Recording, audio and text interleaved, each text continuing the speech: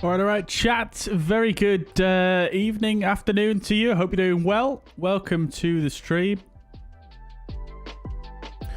Welcome indeed.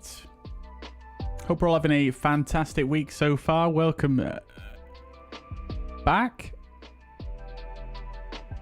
All right, chat. So today we're going to be flying some real-world Ryanair operations. It's I thought it was about time we went ahead and flew one of the newly upgraded Ryanair aircraft with the split scimitar winglets on the stream, as they do look absolutely fantastic, as I'm sure you will agree.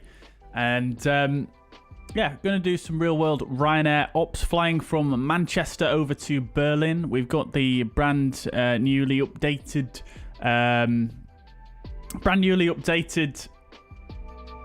Berlin Brandenburg airport scenery by Aerosoft, which I'm really looking forward to checking out. I've not really looked at it at all yet, so really looking forward to having a look at that. It does look quite nice from what I've seen. It's an airport I've had my eye on for a while now, but the last version really didn't really enthuse me too much. So yeah, really looking forward to it, and we may do the return leg as well, depending on how long it takes us to get out there. Had scheduled to do the return leg, but I'm not sure I want to stream for that long today now. But that being said, this is a nice, juicy, it's a decent length flight, this. It's not super short like some of the ones we have done recently. So it should be nice. Hope you guys are enjoying the Antonov AN225. We're going to be doing a... Wait, is it 225 or 224? I always get it mixed up. But nevertheless, hope you're enjoying the Amiga. I'm probably saying that wrong. Hope you all guys are enjoying that. The inner builds that just released yesterday. I don't know if you guys have picked it up. It's 100% worth a buy. I've not really flown in it yet, but I've spent a lot of time sat in the flight deck and just sort of looking around and learning what things are and what things do. So, yeah, looking forward to streaming that. I'm going to be actually doing a bonus stream tomorrow. I don't usually do a stream on Wednesdays, but I'm going to be doing one tomorrow with the Antonov. So really looking forward to that. Yeah, really can't wait to fly that with you guys, to be quite honest with you. I think we'll do it on multiplayer, seeing that I'm not going to fly that thing on VATISM, at least initially. So yeah, really looking forward to flying that tomorrow as well. I've been setting up my controls and my camera views and things like that, as I normally do today, and like I say, just getting familiarized with it. I think I'm going to do a bit of a test flight in it after the stream today. So yeah, looking forward to it. Looking forward to that indeed. It is a very nice rendition of that aircraft. Obviously, it doesn't do, every single switch doesn't function, but it's £20 and all the money goes towards a good cause. So what more can you ask for, really? Yeah, it's for £20, it's an absolute bargain, to be honest with you. Just to have that experience, I think it's such a unique and awe-inspiring aircraft. I think it's worth it just for that, to be quite honest. Nevertheless, let's crack on with the stream today. Just before we continue on further, big shout out to the Gold and Platinum members on the channel. We've got Roy, Lucas, Sasha, Lucas again, Mikael, the commentator, Andy, Ivy, Naughty, and Schutz. Thank you very much for your continued support, guys, and for your Gold and Platinum memberships. Of course, a big shout out to all of the Silver members on the channel also. Thank you very much, guys. Thank you. Right, so who have we got in the chat today? We've got the commentator is here, Wojtek's here, Roy is here. Welcome indeed, guys. Adam, Pele, Leon is here. Welcome to the chat. I'm not actually drinking any beer today. It's just water for me. But thank you very much, Leon. Welcome to the stream. Let's see. FaZe Cloud, welcome to the chat. It is indeed Manchester, yes. It is indeed. Flight Sim, welcome indeed. The livery is from flightsim.to. It's by Anarud, something like that. If you just put in flightsim.to the registration, it will it'll come up. EIDLK. Astronic, welcome to the chat. Hope you're doing well. FaZe Cloud. Yeah, unfortunately, it's PC only at the moment, but it will be coming to Xbox once they add the WebAssembly module compatibility for Xbox, which is obviously preventing a lot of aircraft from coming to Xbox at the moment, unfortunately. All right, so here we are on the ramp at Manchester. Passengers are already getting on board. Catering's here, fueling's here. Oh, is that fuel? Has he just clipped our brand new shiny wingtip? Oh, just missed it. Crikey. Right. Okay then, chat. So the passengers are coming on board. Haven't really done any setup here, so I'm just going to jump right into it and get cracking with the setup of the aircraft. So let's get rocking and rolling then. We're here on board in... as you can see, this livery is very nicely done. Very nicely done. I do think PMDG needs to do something about the... There's something about the underlying textures of these seats that just make them sort of like glow almost. It's quite strange, but nevertheless, welcome on board, guys. This is yeah, looking really quite fine, isn't it? They've even got the graphics at the end there, as you do on Ryanair. Very good. Right, let's jump in to the flight deck then, and we'll start getting things rocking and rolling here. One thing I'm noticing, though, is I'm not hearing any sound from GSX, which is a bit strange.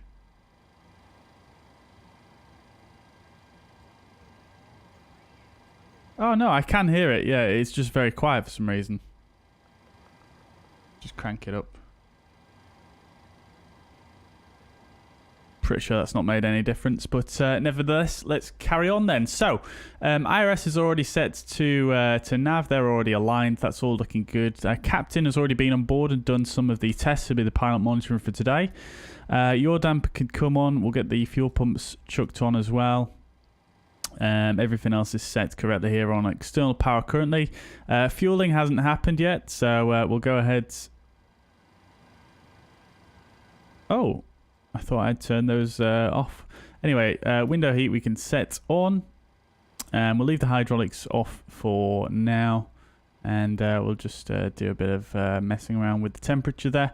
Everything else is set and looks good. Our cruising flight level for today is going to be 370. So we'll set that here. And the elevation here at Manchester 250. We'll set that in case of a return to field. It is a bit glum here in Manchester, so we'll turn the logo light on. And we'll get this woman to shut up by setting the fuel required for the trip today. So that's going to be... 7,936. So we'll set 7,000. We'll just set 8,000, shall we? Right, lovely. Passengers are all on board. Lovely stuff, lovely stuff, lovely stuff. We are on VATISM currently. In fact, no, we're not. I haven't connected yet. Let's just do that. Going to be Ryanair 2 Romeo Kilo today.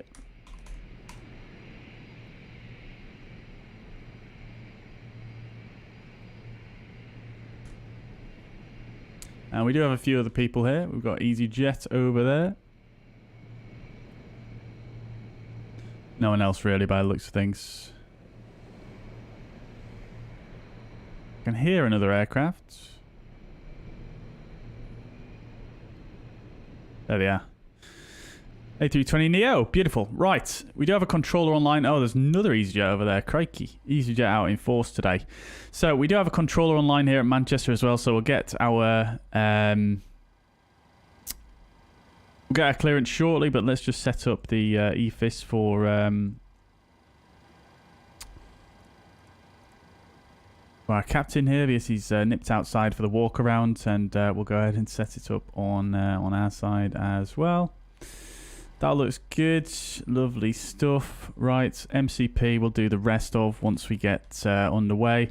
Auto brake can go to RTO there.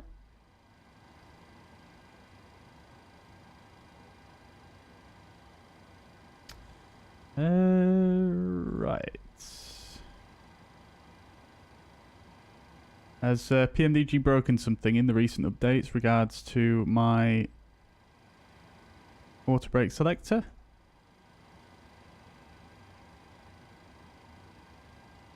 Oh, it's not working at all there. That's working. Have I knocked out the connection?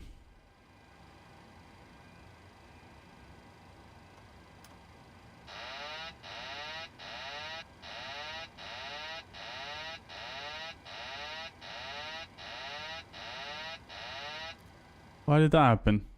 Oh, okay, maybe I did knock out the connection. Wait, what?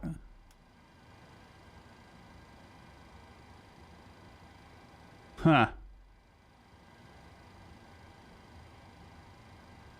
My left add-on for my TCA. Nothing's working on it. Hang on, is my right add-on working? Right add-on's not working either.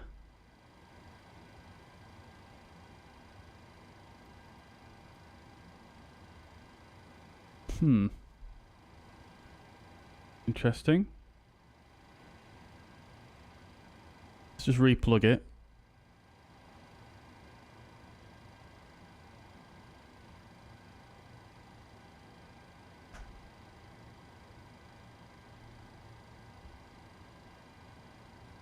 Try again. Nope. Maybe it's a SPAD.next issue. I'll restart SPAD.next. Swear down, chat. Every time I start streaming, something weird goes wrong like this. It worked fine about half an hour ago. I was actually setting up my controls in the Antonov. There we go. Okay, it was just SPAD.next being strange. Yeah, okay. Resolved. Right. Wicked. Okay, so we carry on. Auto brake is set to RTO. We'll reset the fuel flow there. That's all good. Everything's good there. Everything looks good here. We'll just do a bit of...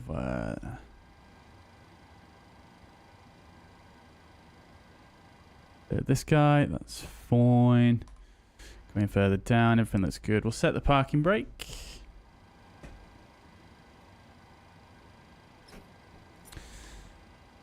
Transponder is off.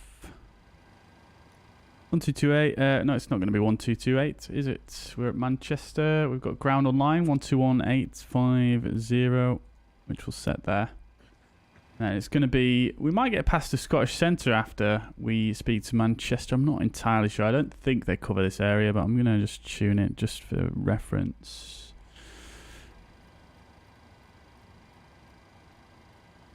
Pretty sure it's London Control North that cover this area. Right, cool, okie doke. So that's all set. Passengers are probably going to be twiddling the thumbs in the back here, but hey ho, they're going to have to cope with it, aren't they? So that's all set. We haven't briefed the OFP, so we'll do that. We'll do that now. Right. Okay. So today we're going with flight number 1155, Ryanair, of course. Going from Manchester to Berlin. We're in the type 738, registration Echo India Delta Lima Kilo. Call sign Ryanair 2 Romeo Kilo, and scheduled off box time 17:30. Scheduled on box time is 19:51. 675 miles to cover, and then the takeoff weight we're expecting 63.4 tons, so fairly heavy today. Cruising flight level 370, and an alternate is Leipzig-Halle Airport. Trip time 1 hour 53, and the alternate time 43 minutes from Berlin if we need to divert. Block fuel, we've ordered 8 tons. We're expecting 05 right here at Manchester, but we can actually just check the ATIS here. So we've got 05 left in use, so that's good. So that's all correct. And then Listo 2 Sierra, and then expecting the Ogba 707 left arrival into Berlin on 07 left. This will be something like it'll be like a RNAV transition from Ogba to 07 left approaches, rather than being a full length star. They have a lot of those in Germany, I find. 145 passengers, 1.8 tons of cargo. And then coming down here, we've got weather situation looking fine, really. We've got a little bit of wind here from the northeast, and similar situation in Berlin, but actually quite a bit less wind, to be honest. So not too bad on the weather today. Everything looks good. And then having a quick look at the charts, basically straight down to the south initially, and then over to the east, and then down to the southeast and back on ourselves to get into Berlin. Nothing on the significant weather charts, really. We've just got a tropopause noted there, 340, and that is about it. We've got a headwind for the trip as well, unfortunately. So that's it for the OFP. Let's get things plugged in. Cost index is going to be 6 is a standard for Ryanair, and reserves is going to be 2.7. Zero fuel weight is expected to be 55.7, and it is going to be 55.7. I'm just going to stick it in there rather than putting the passenger figures in, because I hate dividing up this cargo. It really bugs me having to do that yourself. I wish there would just be one cargo box and it would fill both of them in automatically, because as a pilot, you don't choose where that stuff goes. You just leave it to the ground crew, don't you? So zero fuel weight is 55.7. And the fuel we've already got on board, so that's good. Which reminds me, we'll get the seatbelt signs on as well. And yeah, it's looking good. These guys are still waiting for the bags. Crikey, Manchester. Okay, so carrying on, cruising flight level 370. Wind at the cruise is going to be 059 45.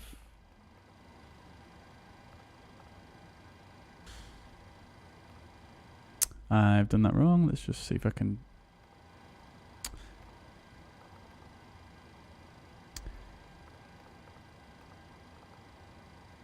There we go. That's better. And the temperature minus 57.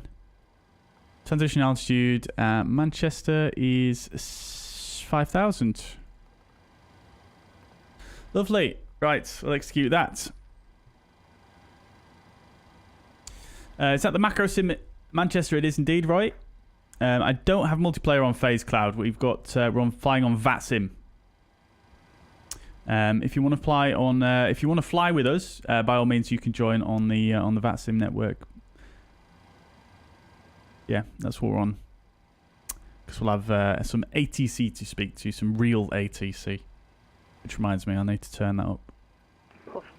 Roy, I'm not using Sim Update 12 now. 35 for the Z60 Echo Bravo.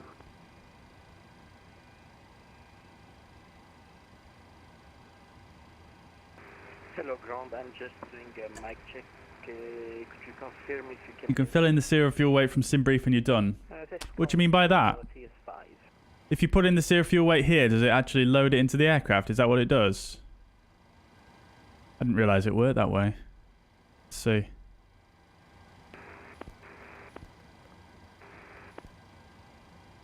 No, it doesn't work that way.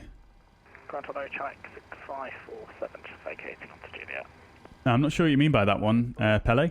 Manchester ground. Hello, taxi stand 21 via Kilo, Papa and Lima. No, the payload page. Oh, I see. Right. Okay. Yeah. Well, that's what I did. Yeah, that's what I did. But you obviously get, you know, it distributes the weight completely evenly then. So, for example, on our SimBrief flight plan, we've actually got 145 passengers, but you can see here it's only loaded 121 because of, obviously, the way it loads in between these three figures. So, realistically, we should have 1.8 tons of cargo. So, here you can see we've got about just under 3 tons there, whereas we should just have 1.8 tons, and then we've got 145 passengers on SimBrief, but only 121 there. So yeah, that's why it irked me, basically. I like to have the right load of passengers in. What can I say? Anyways, right, that's all done. So N1 limits, we'll go for a 45-degree D rate. What's the temperature actually here? It's 7 degrees. We'll delete that D rate actually then. And we'll just go for a 24k D rate. I can't remember if it's just the temperature D rate that you can't do when you're going to use anti-ice for takeoff, or if it's both of these D rates. I can't quite remember. But anyways, let's go for that. I don't think it's going to cause us too many issues today. We'll go for flaps 5 and CG.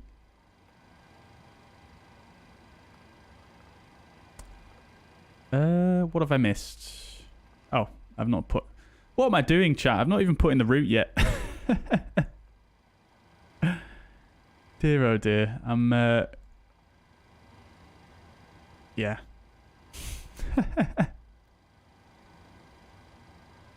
Oh, well, never mind. Shouldn't cause us any problems. Right, let's load the flight plan in. I tell you why this is, chat. It's because I did the OFP briefing after I've already started setting up the aircraft, and it just threw me off.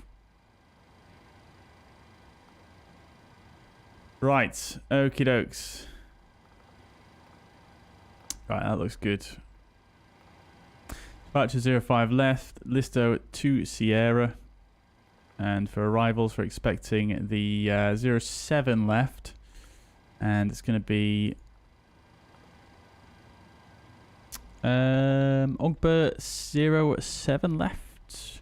Now, we've never arrived into Berlin before, so I'm not 100% sure how the arrivals work there. I think we can probably just go with no transition there. In fact, we can. Just checking on Navigraph. So that's fine. Cool, that's all done then. So we'll come back here. And we've got our speeds now. Lovely stuff. Great. Okay then. Fantastic. And just remind myself the departure procedures here at Manchester. Although I feel like I should remember the departure procedures at my local airports. But hey-ho. Right, yes, that's fine. It's NADP2. And then we'll just do a MCT. We'll just do an MCT with 3 mile.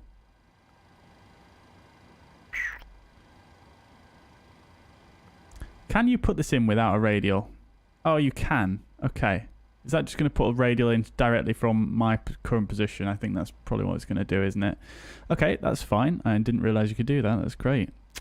Okay, and then Whiskey Hotel India, which is like that. And that's just a hold there. So we'll just put in a small ring around it.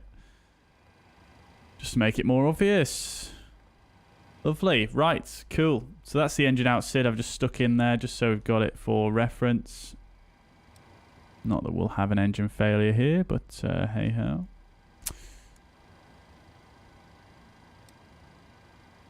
Yeah, so there we go. Straight out this way. Cool. So it's a left turn and into here and hold. Lovely. EGCC Echo Bravo, we are ready for taxi. EGCC Echo Bravo. Okay then. Initial climb we're expecting 6,000 feet, but I'll just set it to that for now. Bravo and Alpha. Initial heading on 05 left is 052. Runway 05 left via Juliet Echo Bravo and Alpha. V2 speed is 146. LNAV. And it is actually a conventional departure, so we should actually stick some backups in. So we'll stick in the course needle 187, which is going to be the initial radial that we need to intercept, and that's going to be on 121.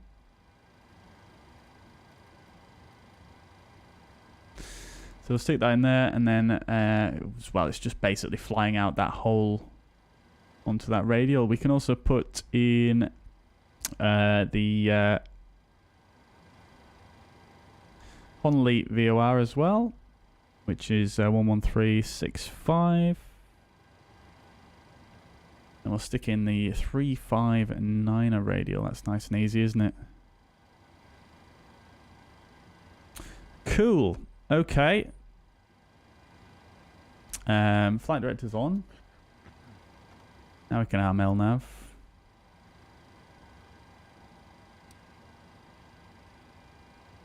Or maybe we cannot. Oh. Did turn both the flight directors on. Cool.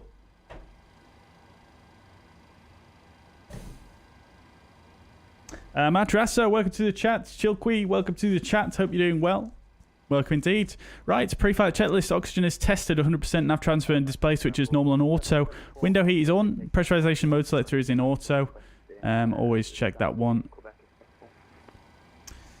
Flight instruments heading is 315 altimeter. We've not set, so let's get an up-to-date ATIS. Juliet and Kilo, hold Kilo 3. 763, taxi Juliet, Kilo. 05 left, QNH 1026.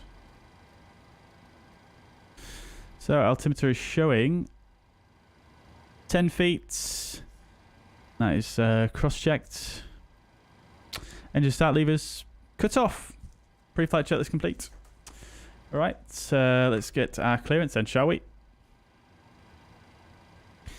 Manchester ground, very good evening. Ryanair 2 Romeo Kilo, stand 52, type Boeing 738, QNH 1026.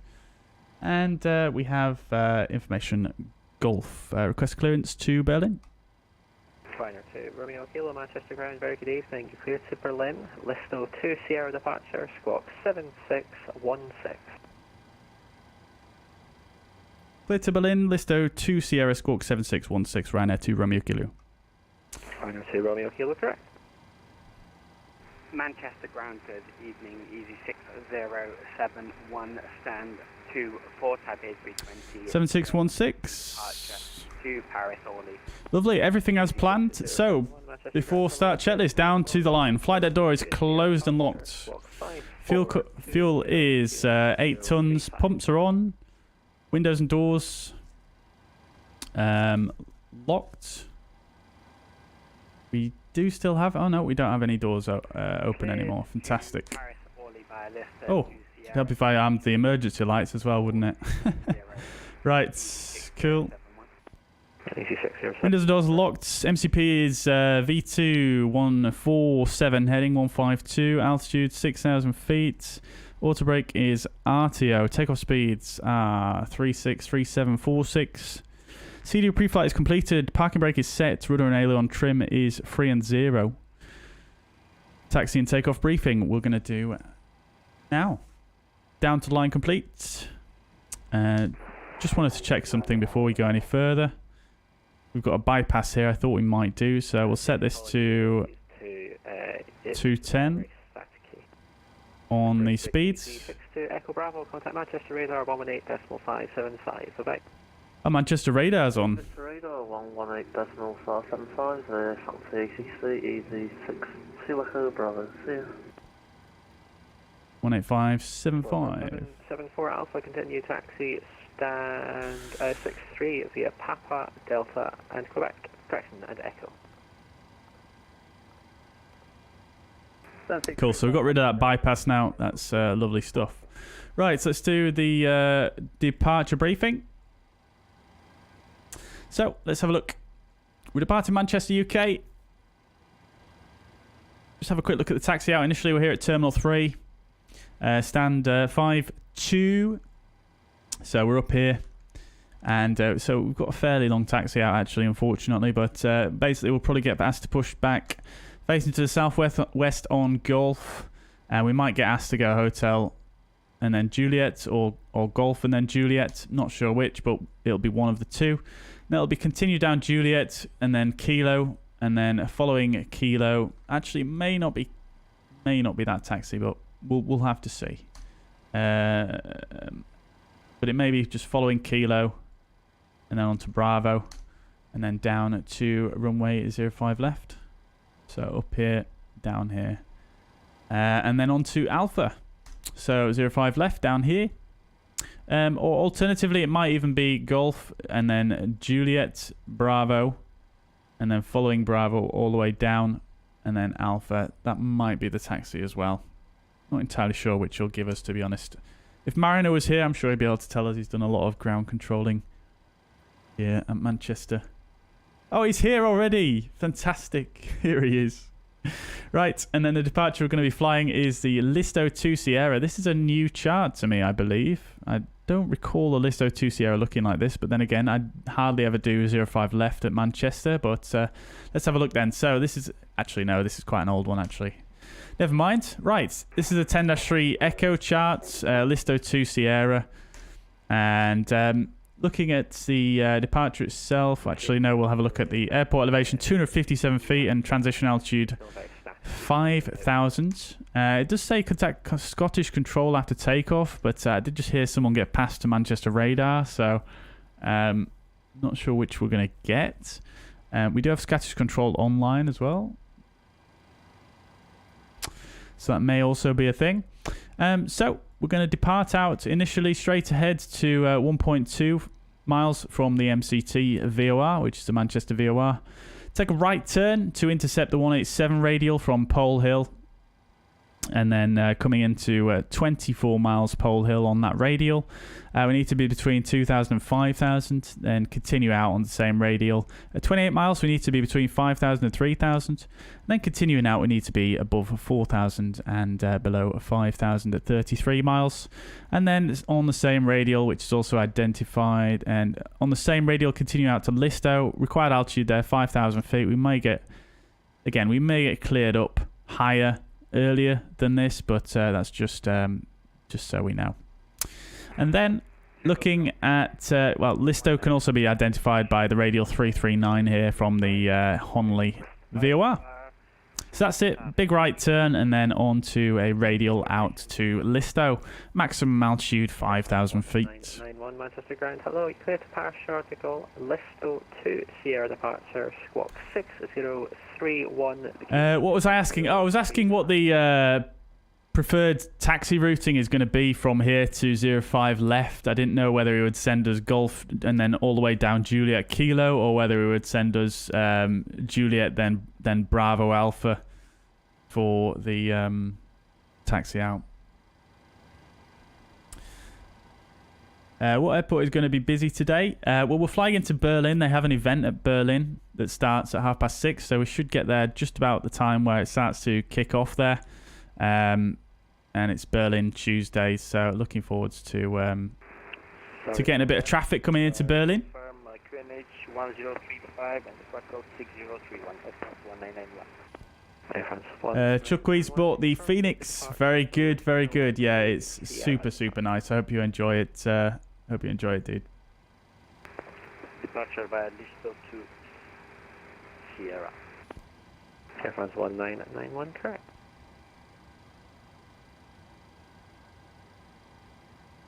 Right, I think I missed some of the messages. Oh, no, I didn't. Okay, grand. For Juliet, then Bravo. Cool, good to know. Normally the Berlin event is busy. Oh, good to hear, good to hear. Right, okay, so takeoff briefing is done. Let's then request, well, we'll get our pushback tug connected initially. Let's see how we're doing for time. 13 minutes to go. Doing well, we're actually early. It says 1 hour 13 minutes because I've wound the sim time back a further hour. But that's fine.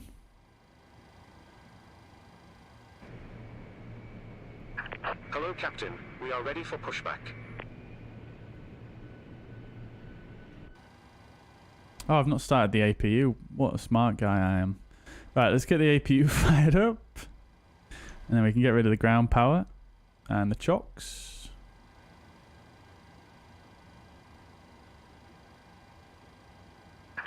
Departure check completed.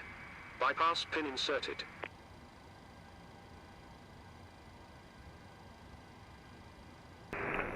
Ground, this is Air France 1991, requesting pushback and start. Air France 1991, stand 25, push and start approved, face west.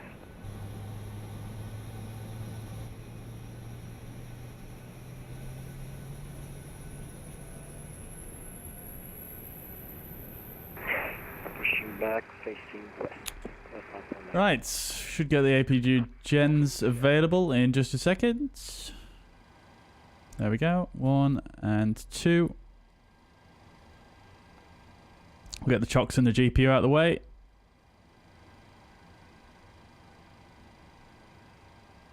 Ryanair 2 Romeo Kilo, stand 5-2, ready for push and start. Ryanair 2 Romeo Kilo, stand 5-2, push and start approved, face west. Push and start approved, face west, Ryanair 2 Romeo Kilo. Release parking brakes. Right, let's go, chat. So, before start, below the line, fasten seatbelt sign is on. Anti-collision lights is on. Parking brake is released. Let's go. Commencing push. All engines clear. Start at will.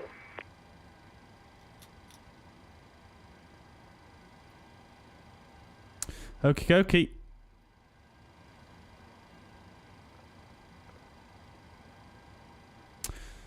Right then, chat. Let's go for a start on engine number 2. Ignition switch to ground.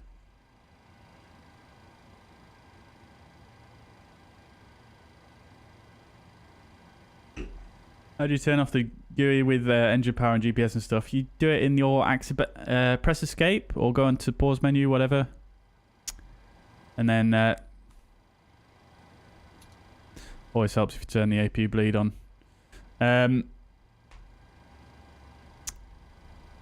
Yeah. Go to assistance options in the options menu. And then go to user experience. It's on there, I think. Alright, we'll start the fuel flow there. What is going on with that rudder?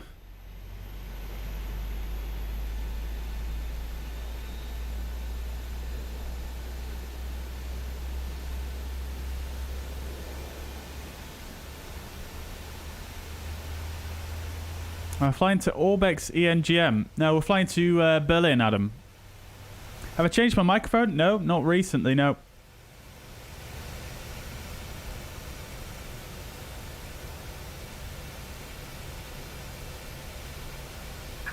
Set parking brakes.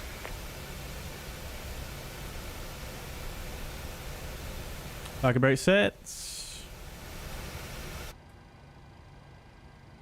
Or at least I thought they were.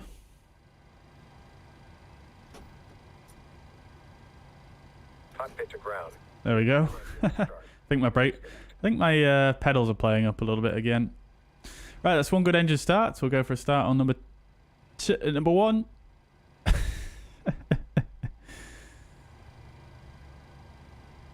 It seems different, Matrasa. Does it seem better or worse?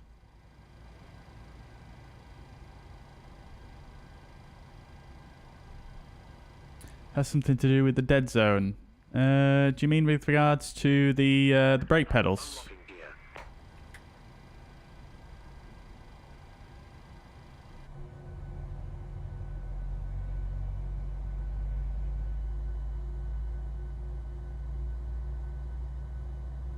Seems good. Good. Good. Tow truck disconnected. Bypass pin removed. Didn't show any options. I'll show you now, real quick. Right is clear. Options menu, assistance options, user experience, and then you want to turn off these ones right here. I assume that's what you're talking about.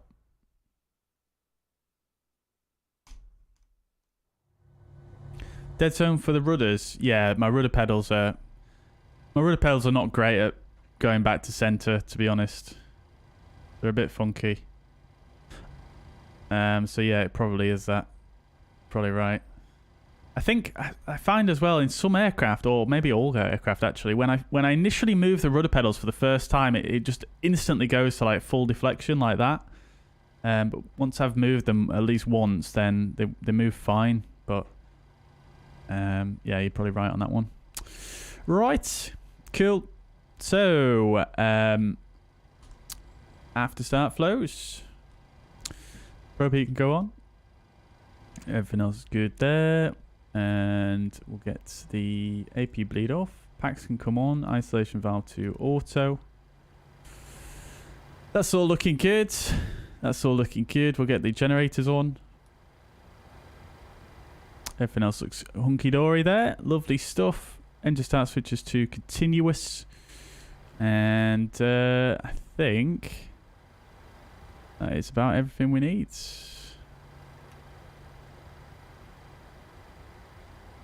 Right. Before taxi checklist, generators are on. Anti-ice. Oh, we do require anti-ice today. Anti-ice is engine only. APU is still on. Let's turn it off. APU is off. Engine start switch is continuous. Recall is checked. Engine start levers idle. Detent. Flight controls.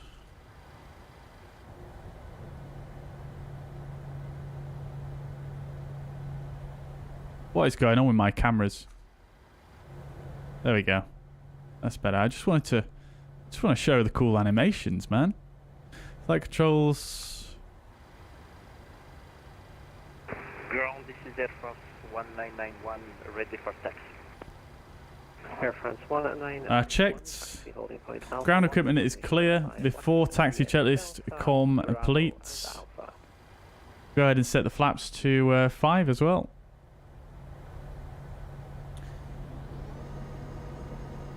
Ryanair to Romeo Kilo, request taxi.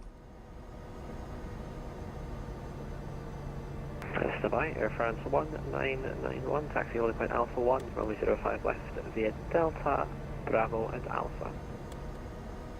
Taxiing runway 05 left via Delta, Bravo and Alpha, holding point Alpha 1.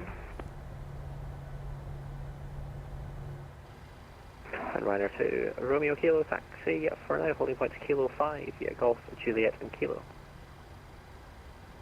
Taxi holding point Kilo 5 via Golf Juliet and Kilo Romeo 2 Romeo Kilo. Right. Missed my button there. Right. Get a little bit of brightness in here. It's a little bit dim here. Okay, cool.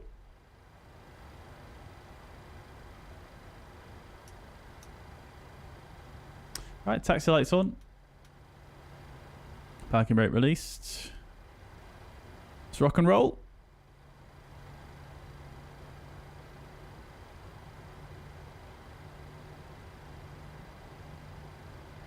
So going Golf, Juliet, as expected initially, and then Kilo, which is the first taxi that I briefed. And we're going to Kilo 5. Which is the very last of the holds on Kilo. Swiss A320 over there, looking very glorious indeed. Oh, guys, I've also got another variation on the Fuzz Air livery to show you guys that I was been working on. You guys might have seen in the Discord that I posted up the liveries that we were discussing the other day. And yeah, I've done a little bit more work on another variation that I kind of worked on after our discussion the other day. And then I've done another variation on that one because I wasn't super keen on that one. I did like it, but I mean, I'll explain to you once we get up in the cruise.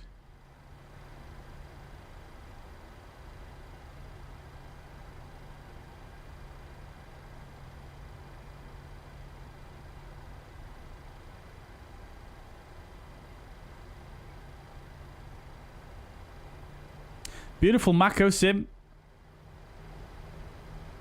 Absolutely love this scenery. It's great. It really does feel like Manchester Airport. It might not be the most detailed airport scenery in the world, but it does feel like Manchester Airport. That's for sure.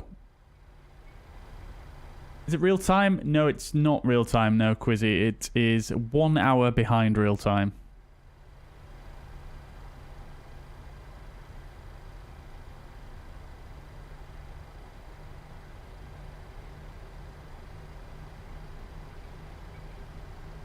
All right, last one, but I think there's too much mint before the tail. Matt Rasso, you're going to like the new variation that I've just finished then, because that's what I didn't like either.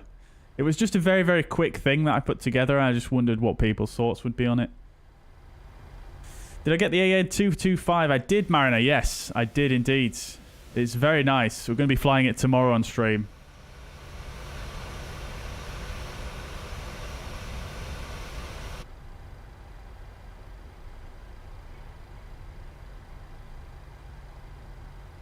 Right, Kilo 5 should just be at the end here, just before it turns off to the right. Kilo 4, Kilo 5. Must be another aircraft taxiing out somewhere. Oh, there they are. A320 blank. Let's see what they're supposed to be, shall we?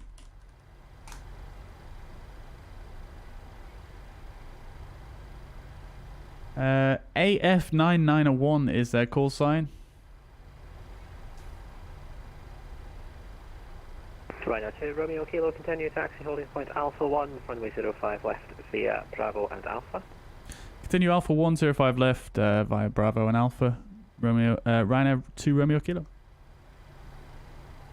Air France 1991, contact Manchester radar 118.575. Bye-bye. Hobby Pilots, thank you very much for subscribing. Welcome to the channel. Sorry, could you repeat, please? Count.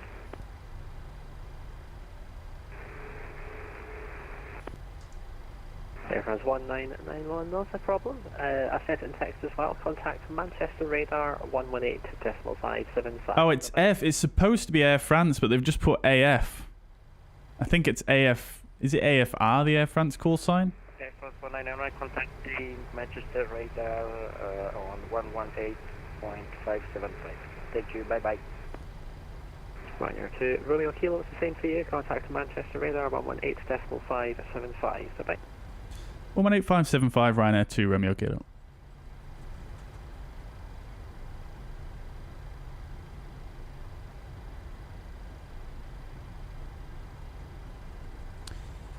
Manchester radar, very good evening. Ryanair 2 Romeo Kilo. We're on Alpha for 05 left. Ryanair 2 Romeo Kilo, Manchester radar, hello. Continue to hold Alpha Golf. Are you able to accept intersection departure? We'll take full length today if that's okay. Ryanair 2 Romeo Kilo. 2 Romeo Kilo, no raise, hold position Alpha. Hold position, say again, was that Alpha 1 or Alpha Golf? Ryanair 2 Romeo Kilo. Ryanair 2 Romeo Kilo, hold position Alpha. Hold at Alpha 1, Ryanair 2 Romeo Kilo. Right, wasn't paying attention what I was doing with the brakes there. Right, so Scottish Centre is going to be next then, so 135525. France 1991, Manchester radar. Don't think this guy's checked in yet, this Air France.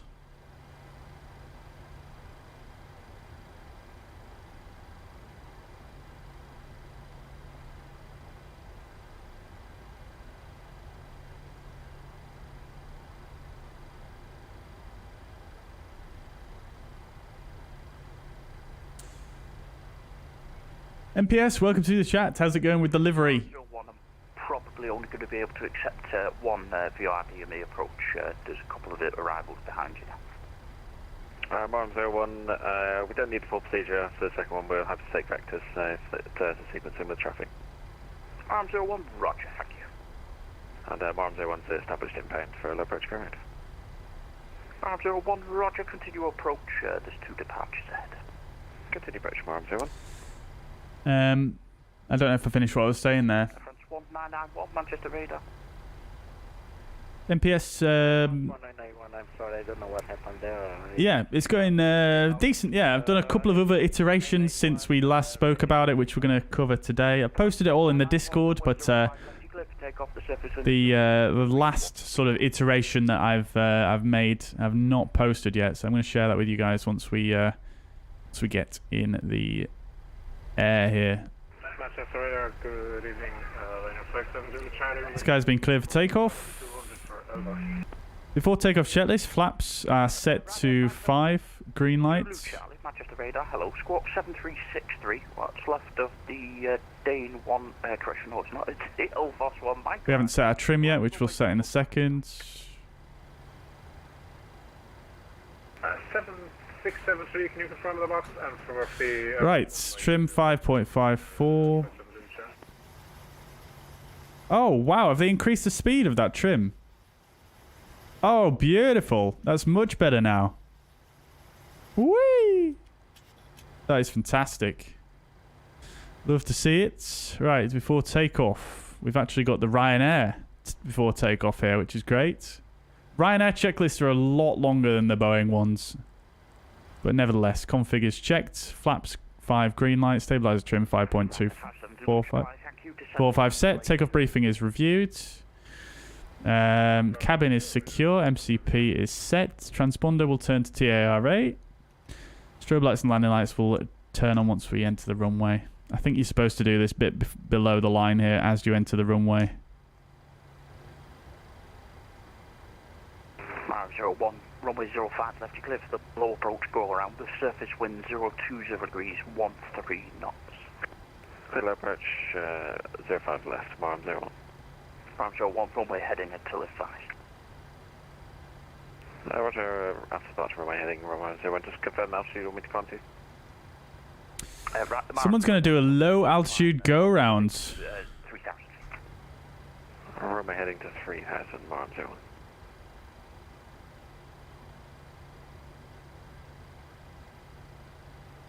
Very nice there, David. Very nice. That's what happens if you eat too much mayo.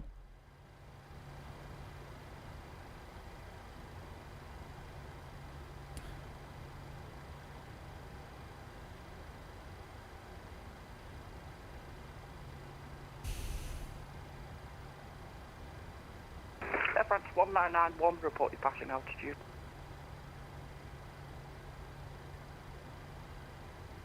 Love the trim sound. Yeah, trim sound's great in the 737. It's very iconic, isn't it? Anybuild's asking FSLTL to create an AN225 model. Crikey. That would be great. That would be great. Although, obviously, from FSLTL's perspective, there isn't any of them flying around anymore. Ryanair 57 Zulu Charlie, route direct day. So they won't show up on Flight Radar 24, obviously. So it would only be from VATISM, basically. So it'd be interesting to see what they say on that one, because it is a big task to make a brand new model. France 1991, I'm at 5,000 feet. Ryanair 199, correction, Air France 1991, roger, climb now, flight level 19. Engines hydraulics are running, that's that's causing the trim wheel, I think. Oh, really? Climbing flight level 190. I just see some constraints on the road. I'm sure it wasn't like that before, but maybe I did the trim at a different time prior.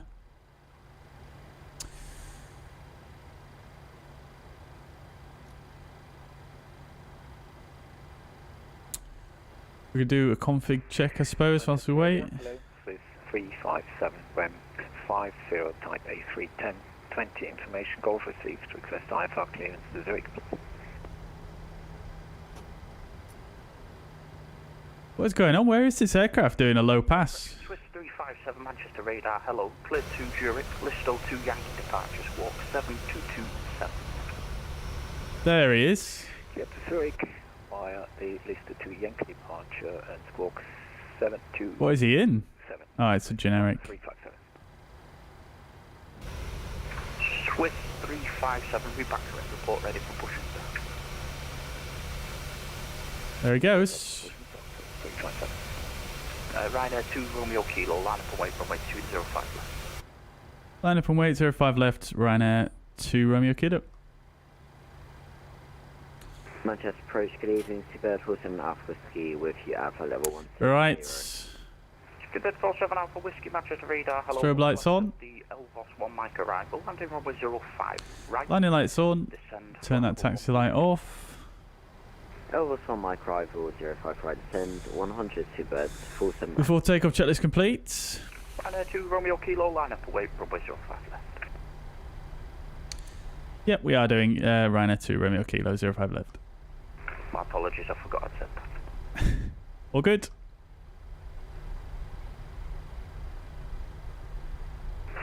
Air France 1991, contact London Control 127.1. Bye-bye. Verts, welcome to the chat. We're flying to your hometown airport. Very good, very good. Really excited to check out the new scenery that they did there. What do you think of it? I assume you've got it if it's your hometown airport. Maram 01, make a left turn heading 290 degrees. Vectors for the VOR approach runway 05 left, is that correct? Left 290 degrees and A for Maram 01. Speed this approach to a low approach again, we'll depart VFR to the east. Roger, via after approach VFR to the east. Maram. Right, ready to rock and roll, chats. Right, 57 Zulu Charlie, make a left turn heading 290 degrees. Vectors now for the ILS runway 05 right. Descend altitude 5,000 feet, the Manchester QNH 1035.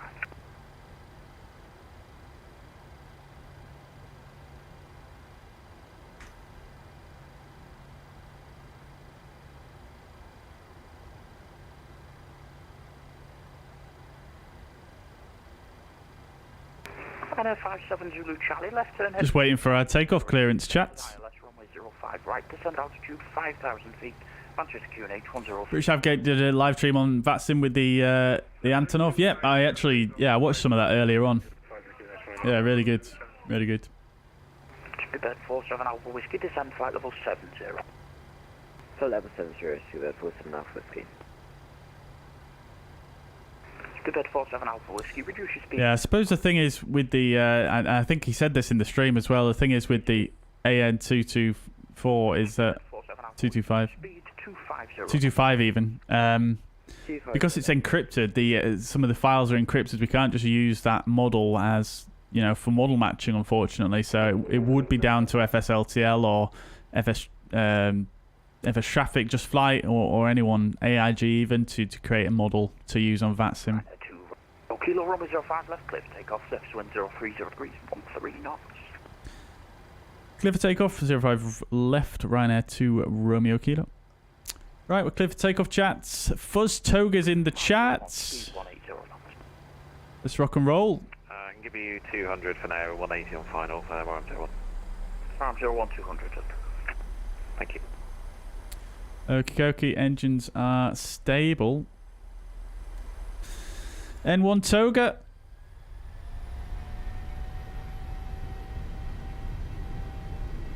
Airspeed's alive. Thrust set. 8 knots.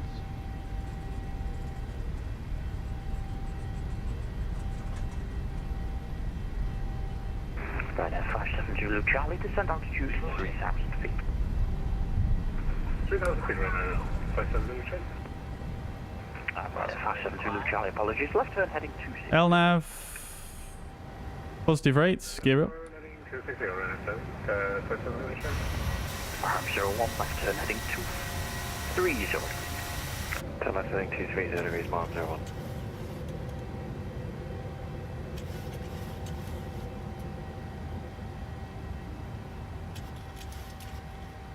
01. N1. Easy 208, yeah. Let's bug up. About 2. You're very, very muffled. Right, 2 Romeo Kilo, contact under control now, 133.7. Bye-bye. 1337, Ryanair to Romeo Kilo.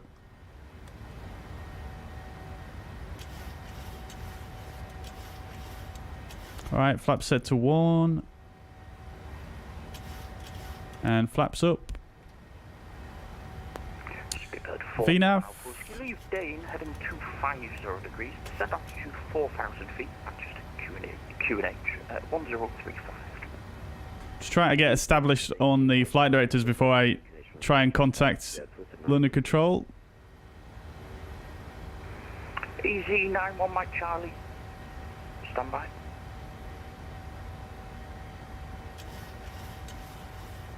FMC speed, VNAV path.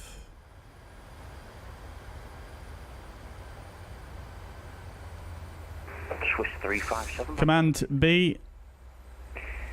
Swiss 357, go ahead. We'll go to VS 500. Listed to Sierra departure. Listed to Sierra departures with 357. Thanks. Easy 91 Mike. Forgotten the frequency. 1337, this is the right one.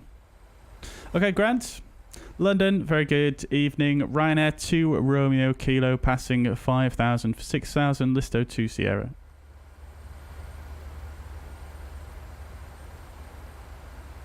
Now Ludwig Dave, take 3 Romeo Kilo, under control, climb now, flight level 19 and 0. Locked.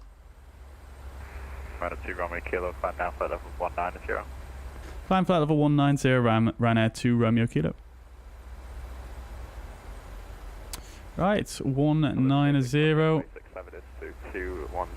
is set. Altitude into vent, altitude into vent, altitude into vent. 67 under control, squawk 0533 octane. VNAV. 0533 octane. Set standard. Under control at bed 99 Alpha H145. N1 VNAV speeds. After takeoff checklist, engine bleeds are on, isolation valve is in auto. Just squawk at it. Packs are auto, landing gear is up and off, flaps are up, no lights. After takeoff checklist complete. Can actually read that off here. And the auto brake is off, of course. Basic service, you have the lead to QNH 1035. Lovely job. Not too bad for that departure. Handling of the aircraft felt strangely different to what I'm used to. I might have my sensitivity set up incorrectly.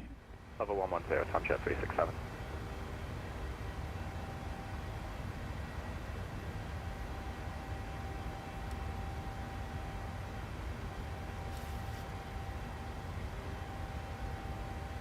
Lovely.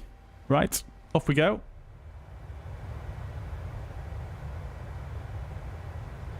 Off we go, chats.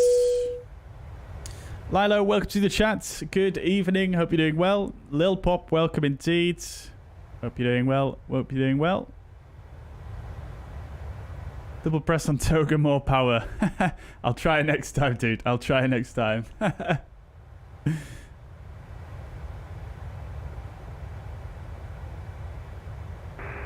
Control, Helmet 99 off, lift down, LGI, will call for lift.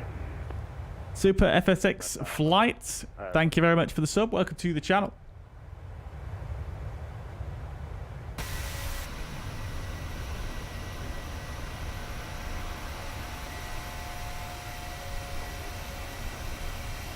Subject 367, descend to flight level 70. Level 70, contact 367. Very, very nice.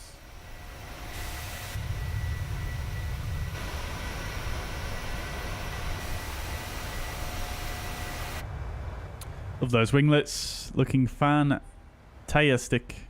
Right, flight level 100. Get all lights off. Engine start switches to off. Seatbelt signs can come off now as well. 044.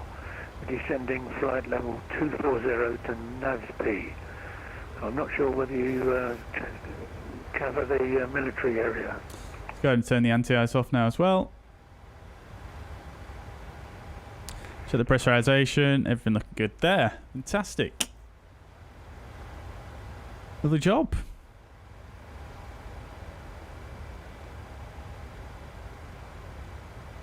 Okie dokie. 9044 London, Roger, stop descent flight level 240.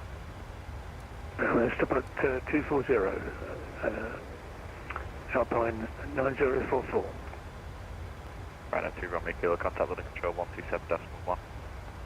1271 Ryanair 2 Romeo Kilo. Tomjet 367, contact Manchester, radar 118.575. Radar 118.575, Tomjet 367, bye bye. Right, Easy 97 Papa Tango, climb flight level 250. 250, Easy 97 Papa Tango. Air France 1991, I'm here. Air France 1991, perfect. You can continue with Unicom now once it's deactivated, you should just leave in my airspace. I'm so sorry, I couldn't understand anything. Air France 1991, you're just leaving my airspace so you can monitor Unicom once it's deactivated.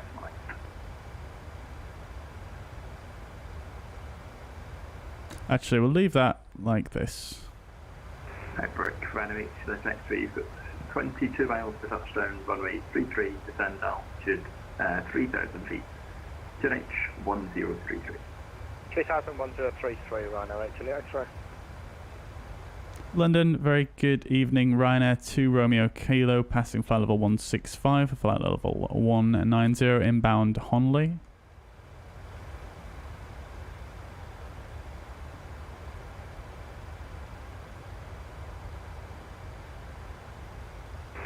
Ryanair 2 Romeo Kilo, London, control, hello, climb flight level 370. Climb flight level 370, Ryanair 2 Romeo Kilo. Alright, 370 is in.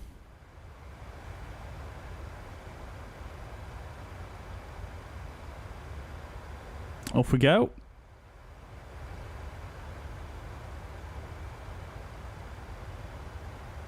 And 897 Papa Tango, route direct red far, climb flight level 370. Red Fair 370. All the way up to our cruising altitude. Line of safe, bye-bye.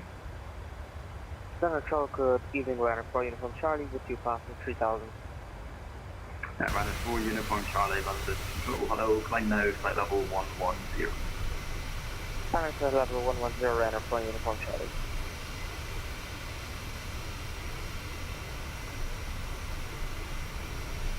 Ryanair 8, left X-ray, turn left, setting 060 degrees. Left 060, Ryanair, actually, X-ray. Lovely.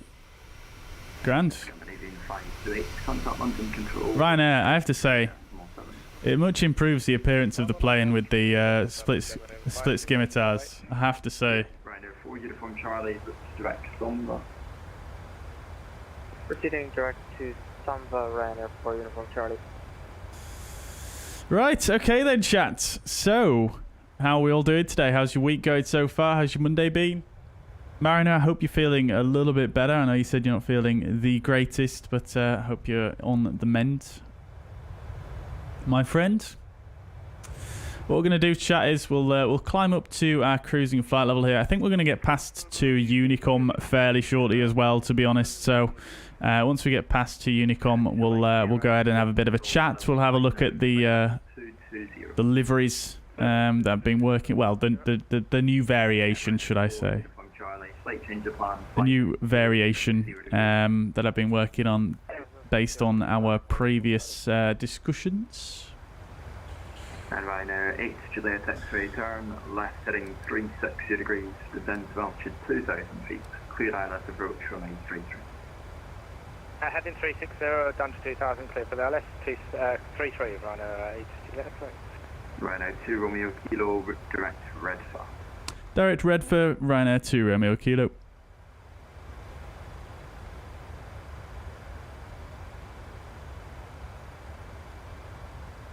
Direct to Redford, nice little shortcut there.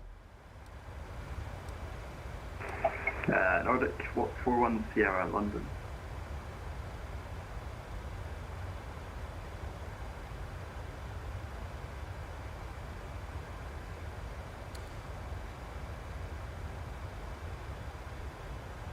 Yellow winglet is a nice touch, nice to do that on your repaint also.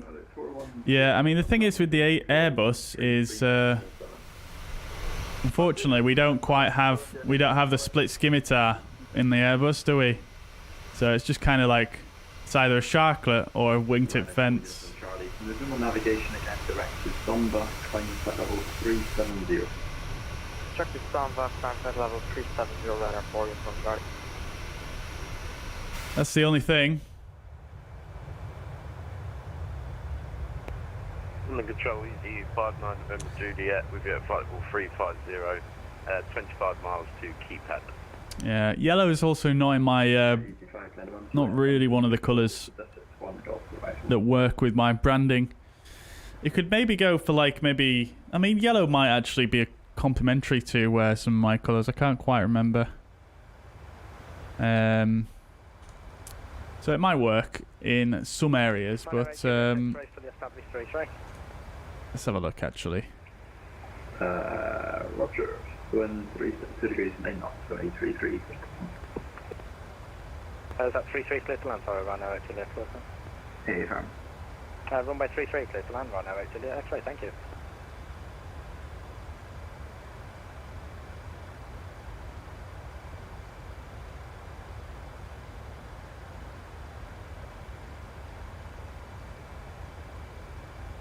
Let's have a look.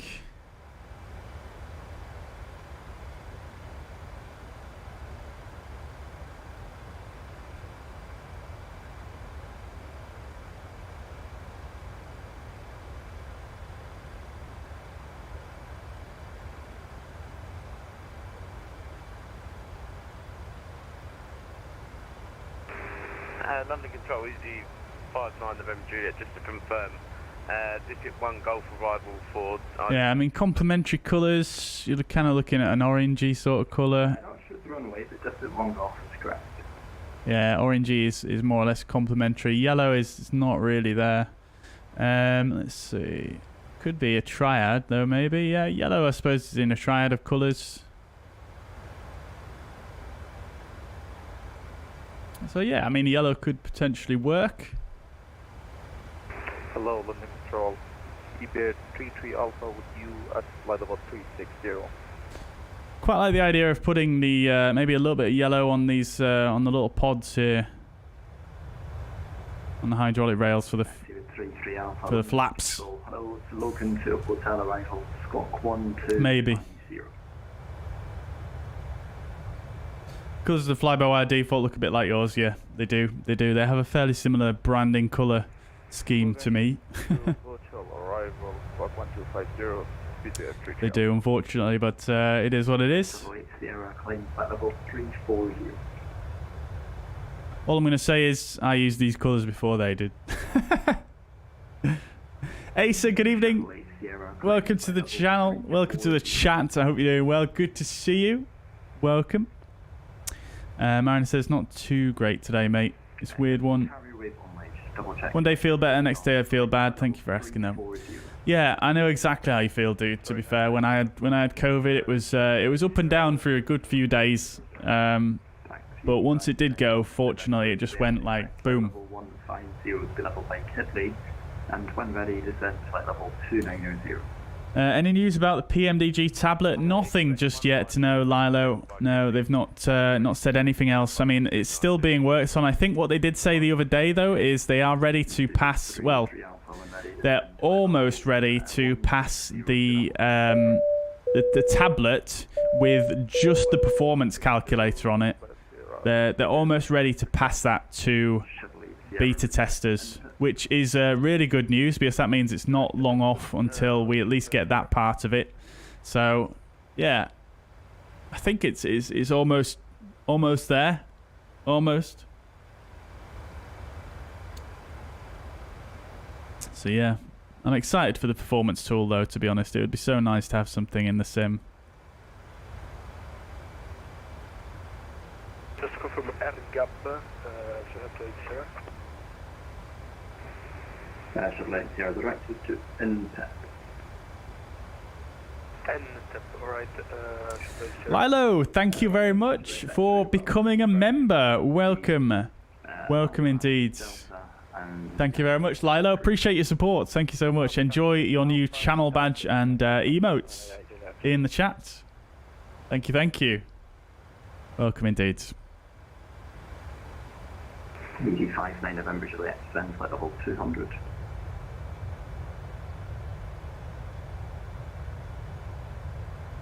Yeah, chat. This is a longer trip than I envisaged. To be honest, I thought for some reason I had it in my head that Manchester to Berlin was a bit shorter than this, but it's actually a bit longer. So I might not have a chance to do the return. Like, unfortunately, estimated 18:26, obviously in sim time, which is going to be in just over an hour and a half.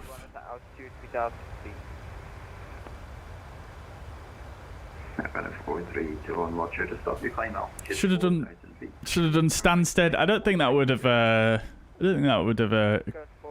cut off really that much time with it being just yeah, I suppose it might have been what, cut off about 20 minutes, half an hour, something like that. Turning right, heading 190 Ryanair 4221. Nevertheless, it's all good. I'm happy we chose Manchester. I'm pleased to fly out of Manchester. We used to fly out of Manchester all the time, with it being, you know, a local airport to me. So yeah, I do enjoy flying out of Manchester. It gives me all the feels.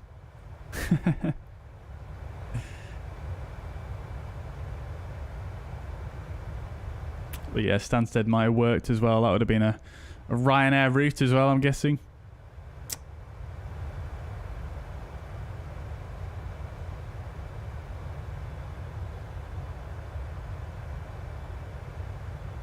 So, no controllers online after London at the moment.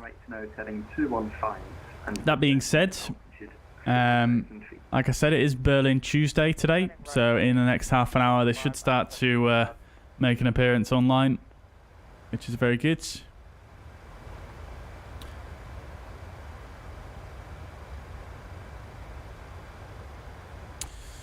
Lovely, lovely.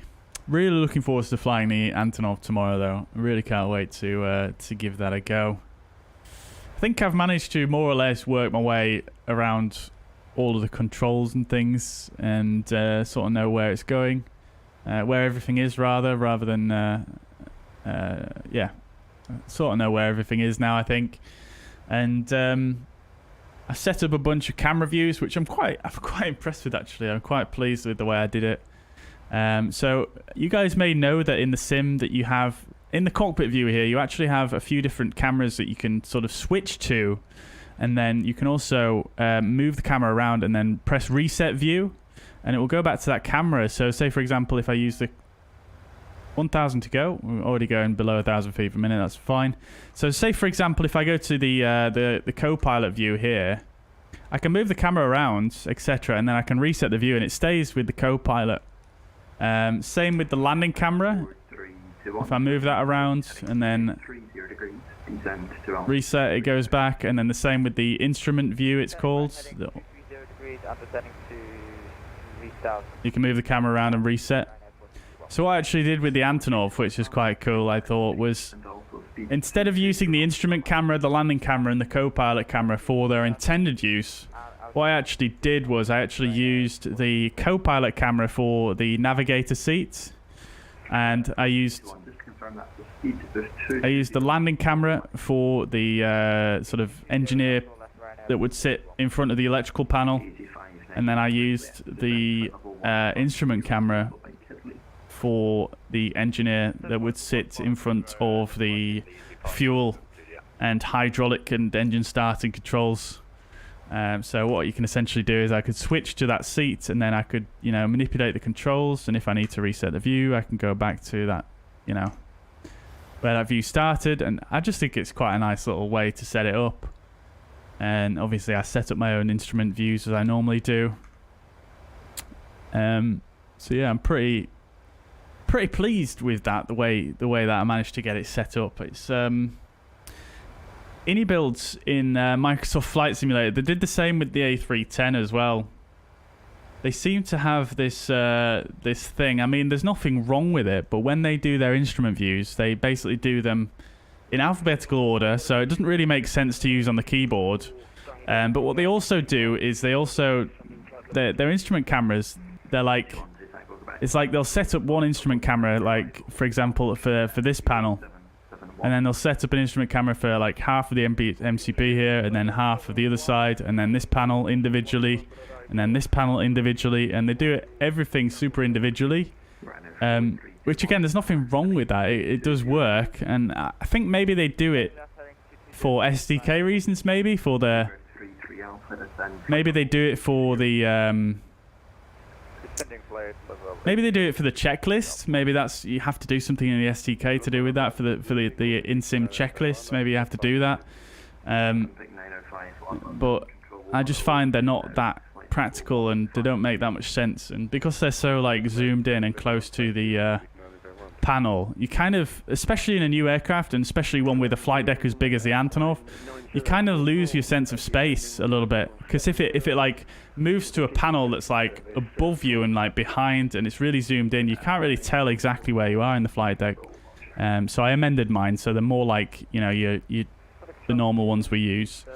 So yeah, I feel that's a bit of a better solution, I think.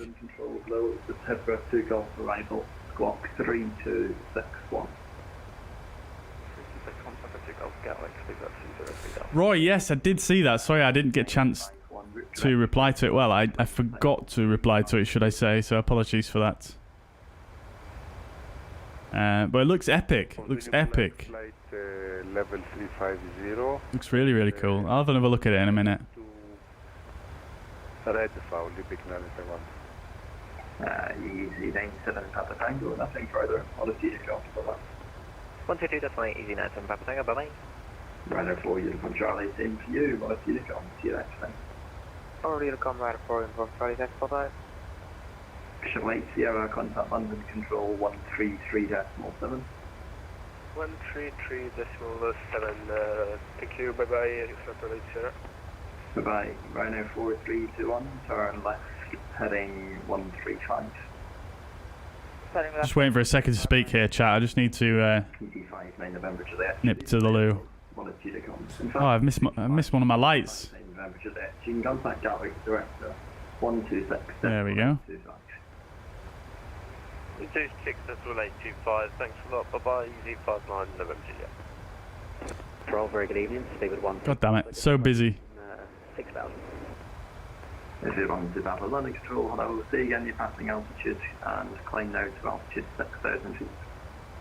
Just passing now 5,900 or 6,000, that's speed 1, 2 Papa. Ryanair 2 Romeo Kilo, request 2 minutes away. Approved, report back. Right, I'll be back in 1 minute, chats. Well, 2 minutes even. I'll be back with you. Something flight level 150 easy 12 Tango Quebec. 0203 Delta, descend flight level 140, speed level by Addon. 40 by Addon, 0203 Delta. Ryanair 4321, turn left heading 010 degrees, cleared ILS approach, runway 04.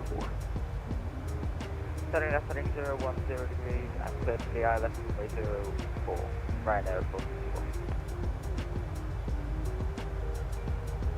Summon Control, good evening. Speed 819 Charlie with the flight level 360. 2819 Charlie, London Control, Logan to hotel arrival.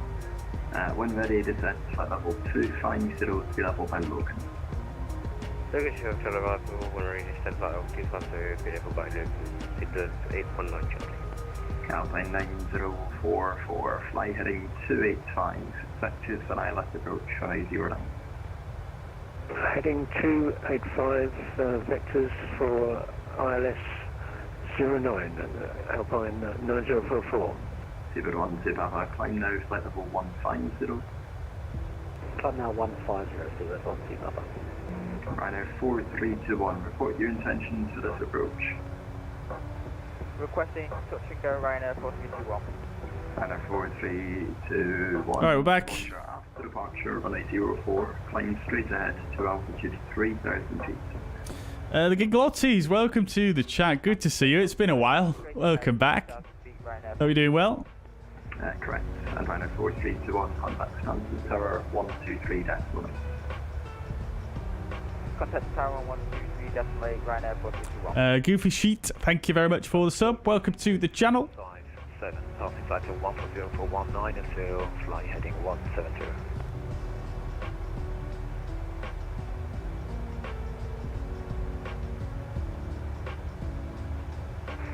Swiss 357 London Control, hello, resume on navigation direct Headley, climb flight level 370. On navigation, dive to Headley and climb flight level 370 with 357. Callsign 9044, you clear to re-enter controlled airspace, IFR, heading 285, descending flight level 70. That's understood. Entering controlled airspace. Alpine 9044. Easy 1 to Tango Quebec, flight heading 275, vectors ILS approach, runway 07. I'm just waiting for a second to speak here so that I can tell him I'm back. Flight heading 275, vectors for ILS approach, runway 07. Heading 275, expecting ILS approach runway 07, easy 12 Tango Quebec.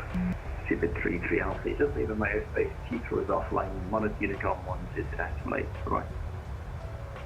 To decimal 8, Seabird 33 Alpha, bye-bye. Seabird 1 to Papa, climb flight level 370. 370, Seabird 1 to Papa. Seabird 203 Delta, search is offline, monitor Unicom, bye-bye. Ryanair 2 Romeo Kilo is back. Ryanair 2 Romeo Kilo, Roger. Thunder Control, good evening. Synergy 929 at Oxford, stand 21. Mariner, I'm not sure if I'm going to be doing the return yet, to be honest. I'm probably erring on the side of a no. But we'll see what time it is once I get there. I'm thinking probably not, though, to be honest. 929 London Control, hello, you cleared Farnborough, routing Bogot, correction, Bogot, Deluxe, Kenneth, bear with me 1 second, chat. Initial times altitude 6,000 feet. QNH 1032, squawk 5004. Let's just see if this is working now. Cleared Farnborough via Bogot, Deluxe, Kenneth. Rendogino, welcome to the chat. Flying London Gateway to Agadir. Very good, very good. How's that going for you? What are you flying in? What aircraft? Maybe I can do a short tutorial on Discord how to set up the cameras for the AN225. So the way I do it, Roy, is by editing the cameras.config file And then what I will do is I'll create that into a community package that I can put in my community folder, so that if there is any updates, it doesn't get deleted. Basically, so it's not a super straightforward process. I don't think it's something that I could necessarily do in the Discord, unfortunately. I did have an idea earlier on today, though. I was thinking maybe one day, next time we get a new plane, I could probably do the full...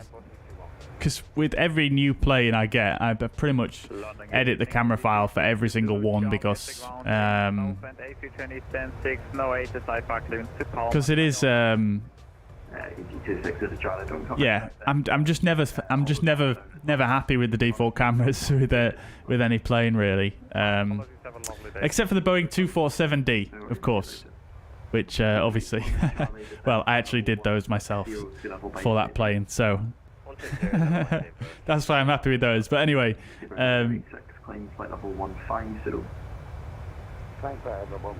yeah, I usually edit them for every aircraft, so maybe when we get another aircraft, a new one, I'll run through all that with you guys on stream. I think it'd probably be something that I could do. It would be good to do on stream. It could be a video thing as well, but I'm not sure how worth doing a video like that would be. I'm not sure how many people really care to go into that much detail editing the cameras.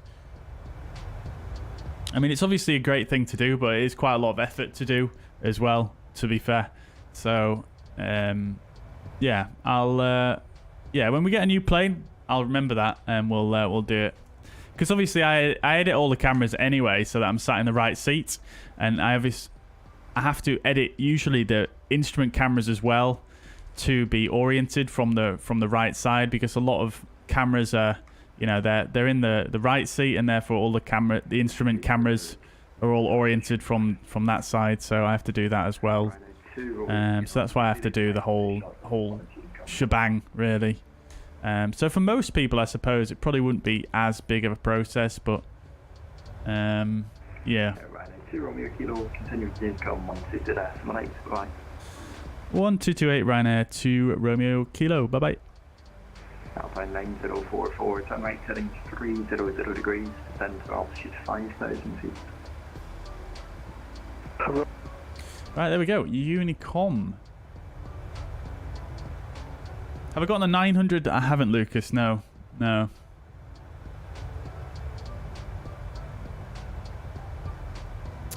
Doing good using the TUI 737-800. Very good, very good. I don't do enough flights with the TUI aircraft. With the TUI livery, should I say, or TUI airline. I absolutely love their livery, but obviously a lot of their flights are sort of holiday destinations, so the length of flight is just... Yeah, I find it's just a bit too long usually for doing on stream. That being said, we may do some long haulers in the Antonov at some point in the near future. I'm thinking for the 7,000 subscribers special. I've never done a subscriber special before, you know, like a milestone. So I'm thinking 7,000 subscriber special. I think we'll possibly do a long haul in the Antonov, like a really, really long, one of the long missions that the Antonov did. Builds they have a PDF that you can download from their forums as well, which has got a bunch of the routes that the Antonov did in the past, which is really, really cool. Also, has anyone got a route they can potentially suggest for me for the stream tomorrow for the Antonov? Because I'm not entirely sure. I want a fairly short one for tomorrow. I don't want a big long hauler. But I'm really not sure what to do, to be honest. I mean, obviously the Antonov went all over the place, so you could theoretically do a lot of different places, and could even do a completely fictional, and it would still be relatively believable. But yeah, I'm not sure. I was thinking, yeah, Mariner, that's good. I was thinking of doing one out of Leipzig, that's for sure. But that's Doncaster, isn't it? EGCN. I think it's Doncaster, isn't it? Might have to see if I can pick up the scenery for that. I don't know how much it costs. I wonder if they've reduced the price now. It's now the airport's shut down in real life.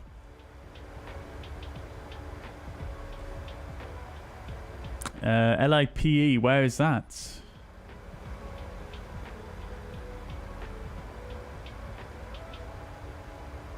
Hostomel to Leipzig. Ideally, I want somewhere which has scenery, though, to be fair. Do enjoy a bit of scenery. You know what I'm like, chat. You know what I'm like. Hostomel doesn't have a scenery, unfortunately. I think someone is working on one, but...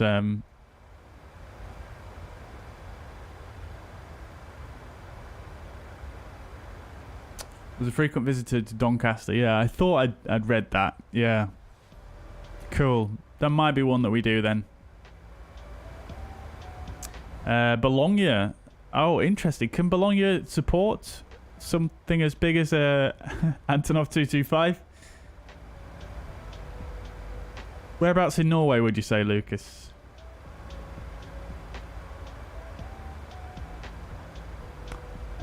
Roy says, I copied the mouse binding settings, but I don't understand the VR focus setting. Yeah, by all means, shout out in the Discord. I don't use VR, so I'm not entirely sure what that one is, to be honest. VR settings, if there's any VR bindings on my screenshots that I've posted, I would probably just ignore them because I do not use VR, so... Yeah, I don't know what that one is, unfortunately. When you mean video, I mean like full flight videos. Well, I was talking about a video with regards to setting up a custom camera file for an aircraft. So that wouldn't be a flight. It would just be doing customizations in a config file and showing how to kind of take a view that you've set up in the sim and then putting it over into the config file and then having that applied to a certain aircraft without using the custom camera views. So you can basically bake it into the aircraft's instrument views and whatnot. MPS says, here in Sweden the last few days have been a lot of northern lights. Very good. Very, very nice. Yeah, there's been a lot of solar flares popping off on the sun in the last month from what I've seen. I do follow a group online that follows space weather. And yeah, that's really cool. Yeah, it'd be great to see it in Microsoft Flight Simulator as well. I have no doubt, though, to be fair, that they will add that at some point in the future. You know, Jorg is very, very adamant that he wants this world to be a digital twin of the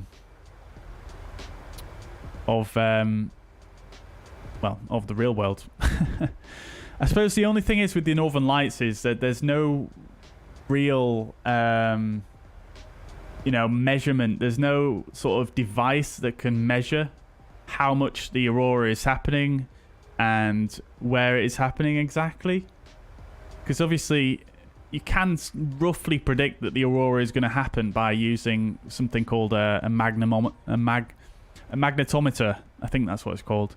I don't know how much you guys know about this, but you can sort of predict that it's going to happen, but it's still not a sure thing. It's a very unpredictable weather phenomena. So if they were going to implement in the sim, it would probably have to be based on, you know, time and maybe just randomness rather than whether it's actually happening in the real world or not. So yeah, although I suppose they could use, I don't know if there's a data source out there that has user reports out there where it could sort of rely on user reports and then ping that into the sim somehow and then trigger the aurora where it's being reported. What is that over there? Is that a contrail? Oh, it is, yeah.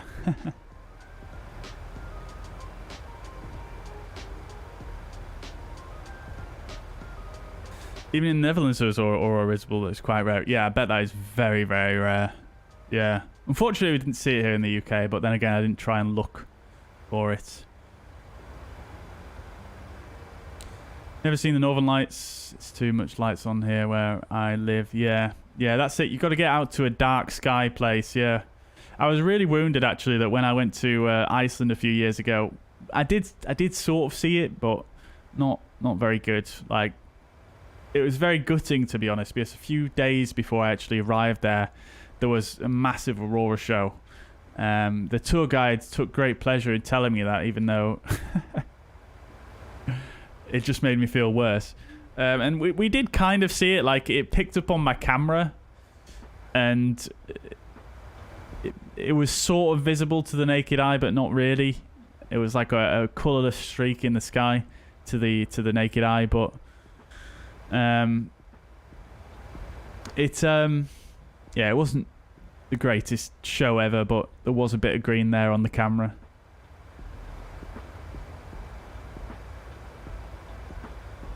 It was different colours this time, green and red. Yeah, I imagine. Yeah, it's been popping off on the sun recently.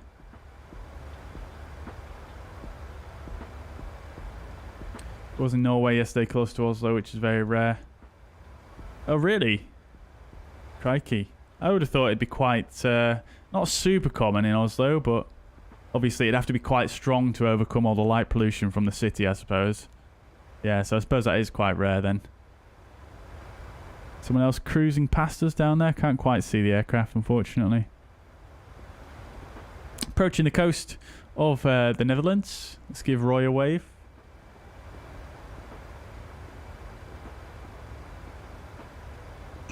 Tutorial videos attract a lot of beginners. Yeah, that's true, Roy. Yeah, that's true. I think the thing is, though, with the whole camera tweaks is it's a bit of a... It's not really a beginner's type tutorial, I suppose. You've got to kind of know what you're doing a little bit to dig into the config files and mess with stuff. But yeah, I mean, I think we'll do something on stream with regards to that. That being said, I also don't have that much time at the moment to make a video, unfortunately. If I had more time, I might just be like, yeah, let's do it. But at the moment, I just don't, unfortunately.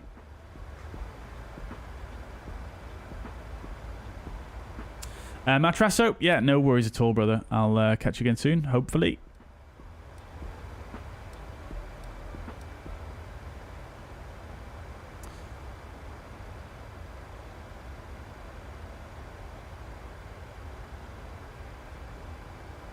Oh, thank you very much, Roy.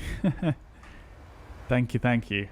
Unfortunately, I've not really had a chance to go out and do any landscape photography in quite some time now. I've mostly just been focused on my commissioned work, but hopefully I'll get back into it fairly soon. I used to do it all the time, so regularly, but it's just not something I've not really made the time for it as of late.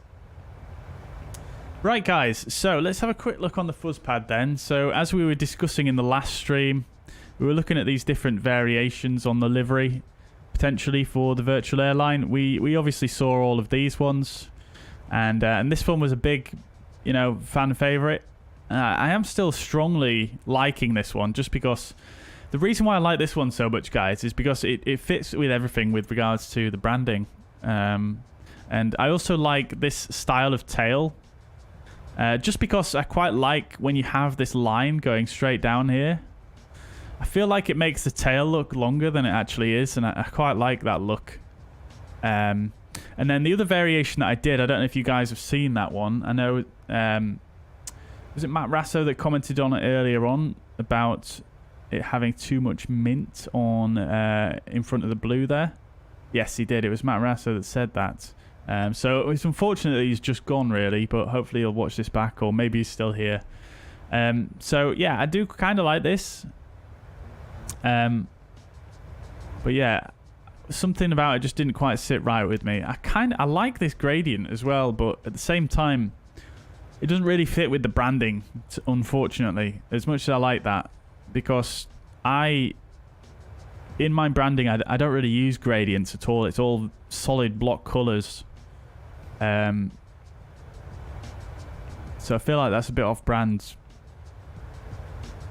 So instead, I'll just do this for a second. I did actually come up with another variation, which is a bit more on brand, but along the same lines as the last one. Which is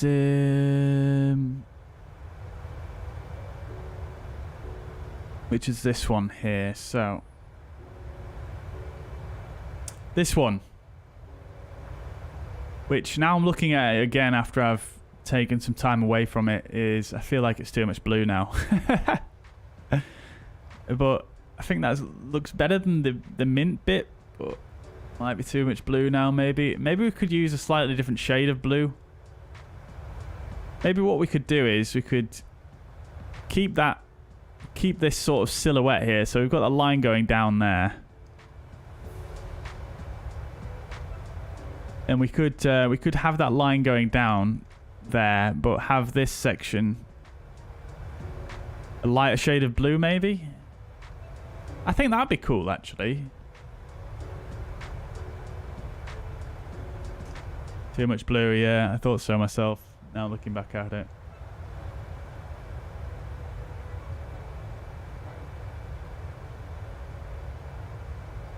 Yeah, I know what you're saying there, MPS. You mean like a gradient?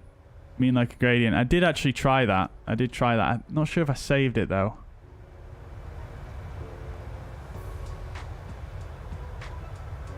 Try color burn. Well, color burn probably wouldn't work because there's no color underneath it. It's just white underneath. Or do you mean extend it into each other? Thing is with color burn is what it tends to do is it tends to produce colors that are not really that nice looking, in my opinion.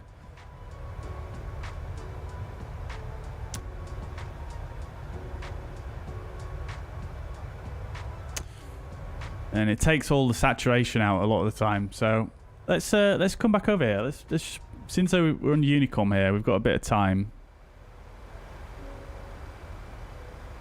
Let's just see on VATSpy. Yeah, we've got a bit of time before we go into any controlled airspace here. We do have a lot of German controllers on now, though, which is great. Right, so let's Photoshop it up.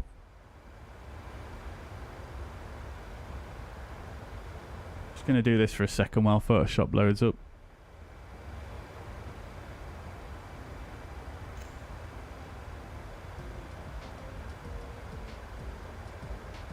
Or do a curve. Yeah, I did think about a curve, but again, I quite like the straight lines. Just because, again, my branding, it doesn't really have that many curves in it. I'm so sorry if my branding is super, super restrictive. But I'm sure we'll get there. Right, so in Photoshop. So I did try the gradient earlier, like MPS Gaming, I think, is saying. That's what it looks like with the gradients. Let me just put the tail in there as well, the rudder. Which I do quite like, actually. I do quite like that. The only thing with that is, so I think, you know, if you look at the tail individually, it's just a green tail, basically, isn't it? So I kind of want a bit of variation on the tail, do you know what I mean? So it's a little bit recognizable. But that kind of looks nice with the gradient. I do quite like that. We could also play with the gradient a bit as well by, you know, making it a bit less spread out. So like something like that, maybe. Then you've got the blue issue as well. We could even come in and... of course, as soon as I start doing this, we could also take like a lighter blue colour as well. And then maybe just put that in the middle. And then on this side here, use like the green colour. So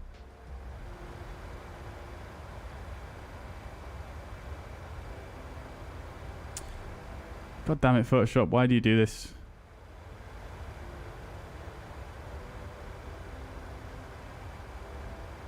So if we did... Yeah, that's not working. Let's just try... I'm just going to do it just roughly. There we go. Like that. And if we did it like... Maybe like that. So, oops. Other way around. So that's kind of looking kind of nice with the lighter blue in the middle.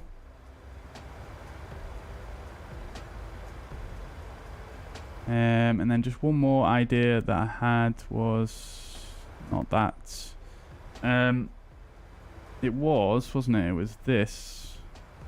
Make that a lighter blue. So let's just try that real quick. Let me just contact this controller though. 135650.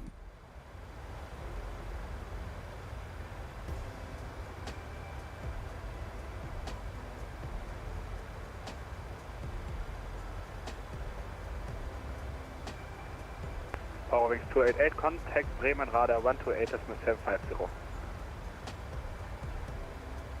Contact Bremen 128750, Eurowings 288, vielen Dank, tschüss.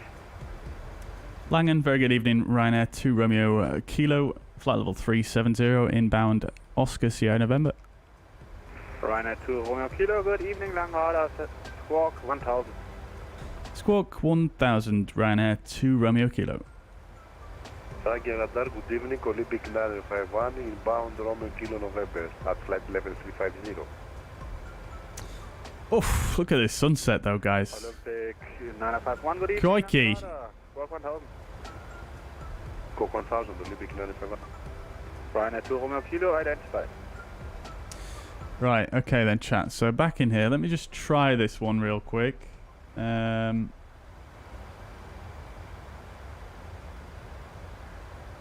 Right, so let's put that to multiply and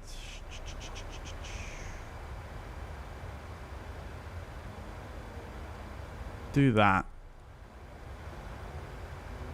I have to pick the same colour. Ryanair 2 Romeo Kilo, proceed direct battle. Direct battle, Ryanair 2 Romeo Kilo.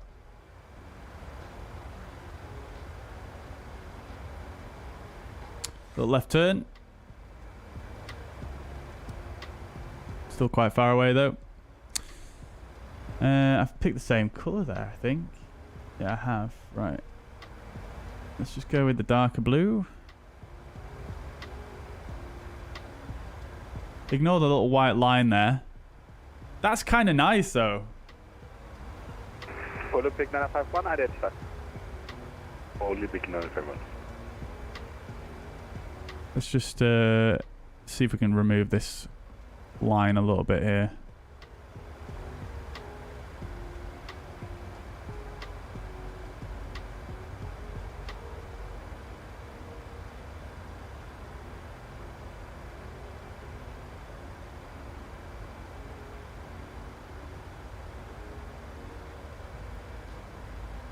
That's kind of nice though, chat, honestly. I think that's the best one we've come up with yet. Ignore the white line though. There's just a slight gap in between the two layers there, but it seems to get more prominent as I zoom out. But ignore the white line, that wouldn't be there. And then we'd obviously need to move the registration a little bit, I think.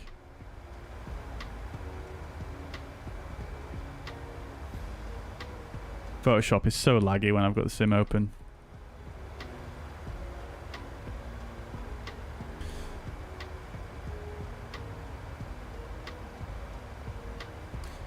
That's what I meant with the colour burn. Oh, I see, Roy. Okay. I get you. That was an easy squawk code. Yes, indeed. I think it's because we're flying the event, and yeah, that's probably what they wanted us. They probably want everyone on the event on the squawk code on 1000. Maybe move the start of the blue behind the wings. Aha. We can try that. Super easy. I've really done a great job with naming my layers here, by the way, chat. So you have to excuse the fact that it's like that. So behind the wings, like...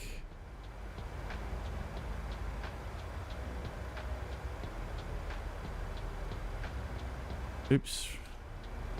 Like that. Highlight King, welcome to the chat. Request break for 5 minutes, Olympic 951. Olympic 951, Roger, report back. Thank you, bye. Can't decide if I prefer it before or after, actually. Yeah, so it's more even. So that yeah, I see what you mean, Roy. Yeah, I think I agree. I think it's better with it being further back. I'm liking that a lot, chat. I'm liking that a lot. What do you guys think? That one guy, welcome to the chat. Hope you're doing well. Welcome indeed. Pine 47 Kilo Uniform, good evening, Langrada, Squawk 1000. What do you guys think? I'll save that now so I can post it on the Discord. Good evening, Speedbird 12 Papa Whiskey Flight 370.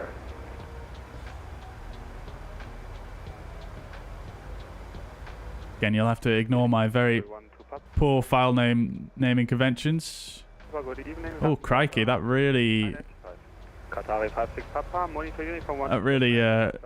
made the sim go funny then. Right. Tilt it some more. I'll give that a try later on. But yeah, I like where it's at now. It's getting there. Is that what I use to paint liveries, says Harry? No. Well, I think you can paint liveries. I mean, you can paint liveries in Photoshop, but logo light's still on. But we're just working on a concept for a livery for our virtual airline that we are going to hopefully launch fairly soon. But yeah, that's not really how you paint liveries. It's a fair bit more difficult than that.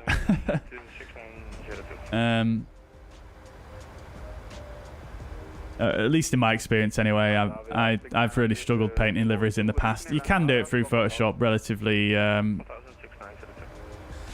with yeah, if you know what you're doing, but it is a bit of a pain. Looks good. Great. After 3 more streams, it'll all be blue. I'm liking where it is at currently.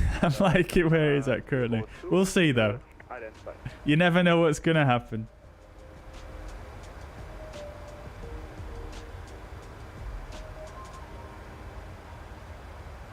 Can you make your own livery in Microsoft Flight Simulator? Yeah, you can. Highlight King. Yeah, if you know the steps to do it, yeah, definitely. But you'd probably have to look into it.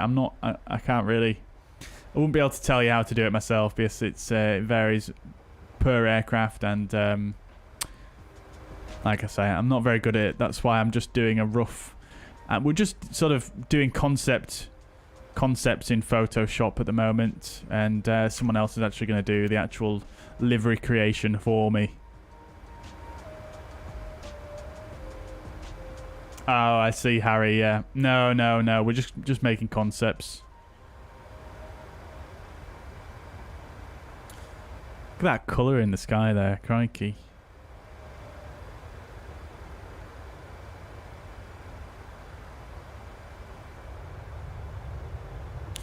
Right, votes, chat. Votes. What do you want to do? What do you guys want to do for the landing? Do you want to have it nighttime or daytime?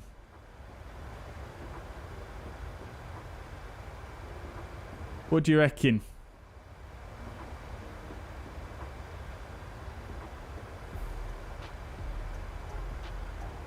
Very busy at Berlin. Oh, very good. Good thing we took extra fuel, I guess.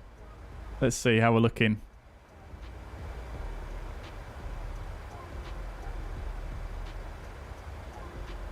"31 departures, 56 arrivals. Crikey. Let's see, where are we though?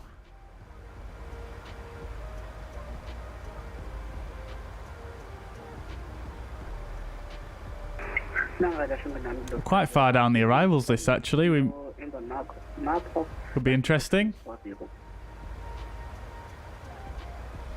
Lufthansa 7 Kilo, good evening, Langrada, identified, proceed direct, Sierra Papa Yankee.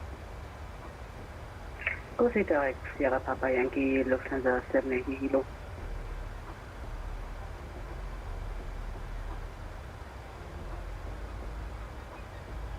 Although we did depart early, so the time on VATSpy is probably not entirely correct.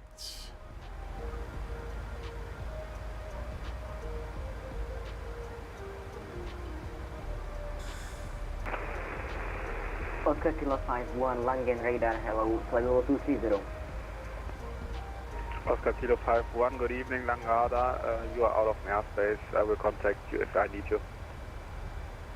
It's busy real life. Very good, very good. Daytime landing, late afternoon. Can you post links? The chatbot probably won't let you post a link, Harry, but you could post it in the Discord if you want. 6902. When ready, descent to reach flight level 260 at North. Ready, What is it that you want to post a link for? Valentino, welcome to the chat. Speedbird 1. Hope you're doing well. Welcome, Iti. What am I using to flight track? Well, I was just talking about VATSpy there. Roger, direct to Lavish for Speedbird 1-2 Papa. So using VATSpy, this is just tracking VATSIM flights, basically. I mainly use SimToolkitPro for my flight tracking.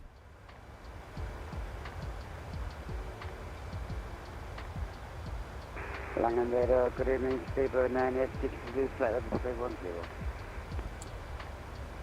Right, I suppose what we should probably do then is let's check the ATIS for Berlin. So we've got information India, 1820, so 20 minutes ago. Expect vectoring for independent parallel ILS approach, runway 07 left and 07 right.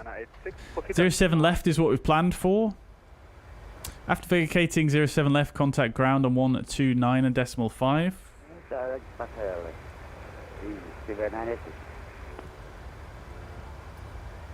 After vacating runway 07 right, contact ground. Oh, there's 2 ground frequencies.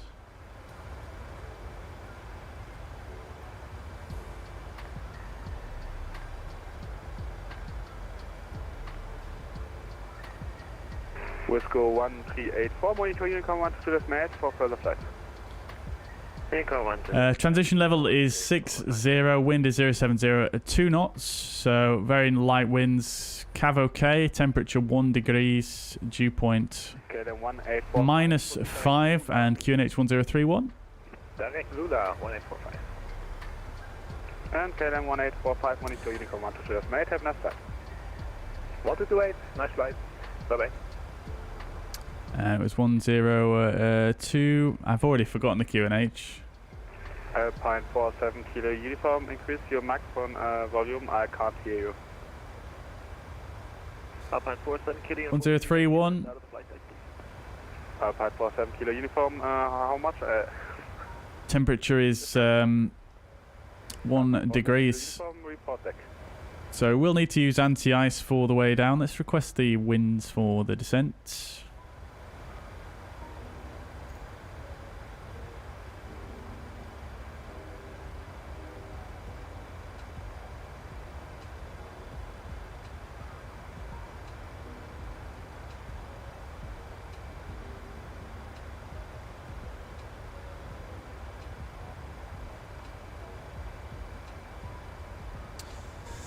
Airport elevation is 156 feet at Berlin, so I'll set that 2501. Boeing 86 Mike Yankee, Lang Radar identified. Alright chat, we're back. I think we disconnected for a second there. Not sure why, but we did. We're back. Say hello, make sure that I'm not losing my mind. Boeing 86 Mike Yankee, proceed direct exact. And direct exact, 86 Macco. Okay, we're back. Great. Great.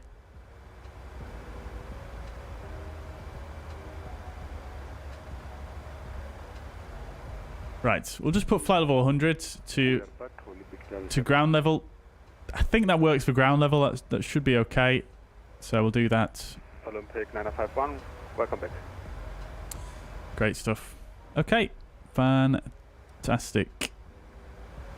Oh, you hear us? Fantastic. Great stuff. Great stuff. Love to see it. Do I like flying on the co-pilot side rather than the captain left side? I do, yes. Highlight King, yeah. Phase Cloud, welcome back. Hope you're doing well. Welcome, welcome. Welcome indeed. Welcome indeed. Right. I think the votes are for a daytime arrival. So let's make it a little bit earlier in the day. So 18:45. Let's go.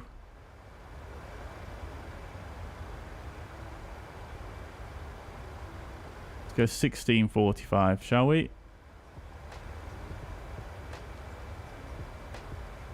Better. Obviously the sun's going to go down as well as we get closer, which should be nice.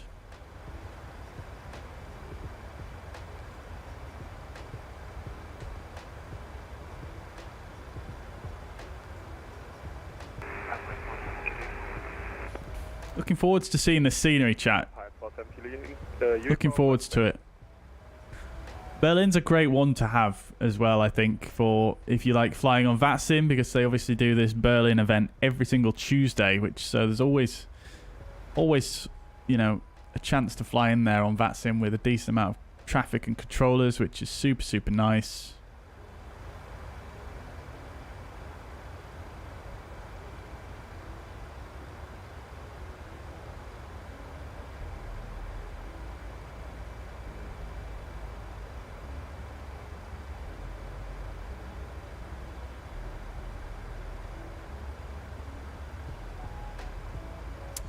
Right, I suppose what we shall do then is we'll do a arrival briefing.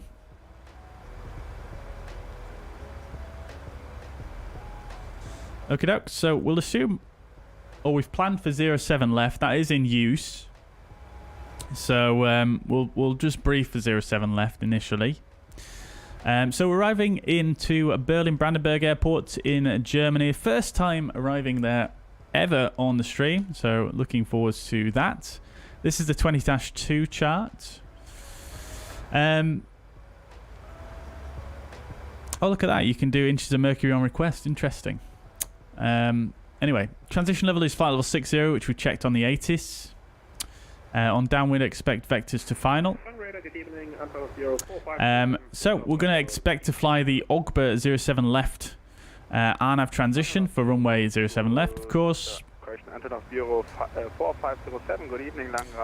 Airport elevation 156 feet. That's an Antonov on the radios. So we can expect to fly in via OGBA. And basically following that down to Delta Bravo 511. We need to be above flight level 80 there. To 521 above flight level 60. Contact Bremen radar 128 750.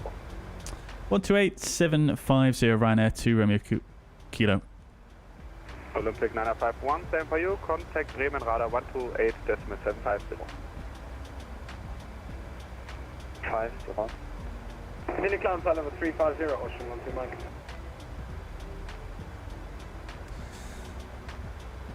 Bremen radar, very good evening. Ryanair 2 Romeo Quebec, flight level 70, inbound battle. Ryanair 2 Romeo Quebec, Bremen radar, good evening, identified. Cool.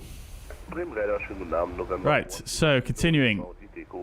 So we're going to come from Delta Bravo 521, minimum flight level 60, down to 531, max 220 knots, and then we're going to take a right turn and follow this transition around.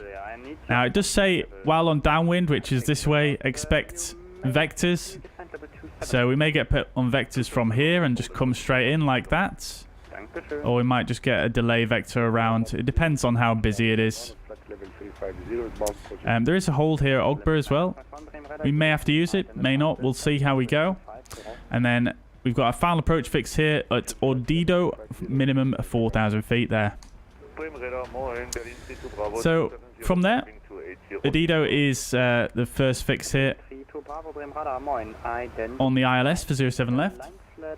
So again, we might not be 07 left, but that's what we're briefing because that's what we're expecting. So it's going to be the ILS for 07 left. Direct OGBA Ryanair 2 Romeo Kilo. Lufthansa 74 Alpha, descent flight level 190. Right, okay, so that actually simplifies things a little bit.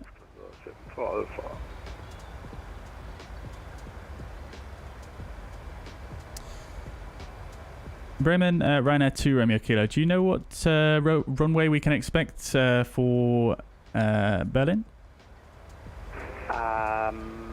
Negative step, I would need to know your stance, but since you're Ryanair, you most likely will be question 25 right.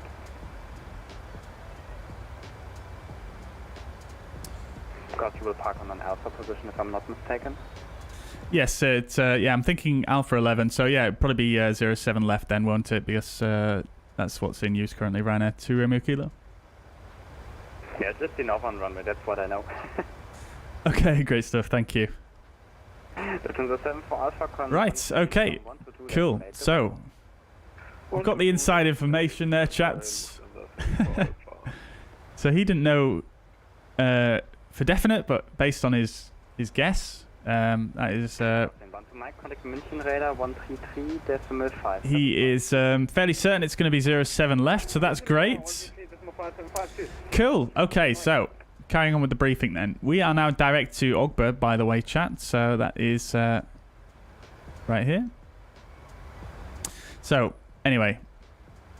We've planned to fly the RNAV transition, not this transition, which is slightly different. So we're not going to pay attention to that. So the ILS 07 left. Localizer, frequency and identifier. 110.7. India Bravo, November Echo. Final approach course for 065. Final approach fix. Odido. 4,000 feet, and the runway is slightly lower than the airport elevation itself, 144 feet. MSA 2,400 feet. Glide slope standard 3 degrees, and the minimum is 344 feet. If we need to go around, it's runway track to max 4,000 feet, and then 0.8 miles east of the Sierra Delta Delta DME. Turn left on track 339er, climbing to 5,000 feet max. Intercept radial 280, Foxtrot Whiskey Echo to Ogba. So it's basically a left turn, and then another left turn, and then back out to Ogba. Continuing climbing to flight level 80. So the initial go-around altitude we're going to set is 4,000 feet. Once arriving, we're coming in 07 left. That's what we're expecting, like I say. We'll aim to vacate Lima 5, and then we'll go Lima 5, a left turn onto Charlie, and come do most likely Victor 4 here, and then we'll take up our stand Alpha 11, which should be just around here on Alpha... on apron A. Can have a closer look at that here. Alpha 11, just here. And I've just realised I forgot to get a GSX profile. I might be able to get it now if I quit GSX. We might be able to just get that working. Let's try that. Voice sounds similar to 737NG driver. Well, he does do VATSIM controlling, I believe. So maybe it is him.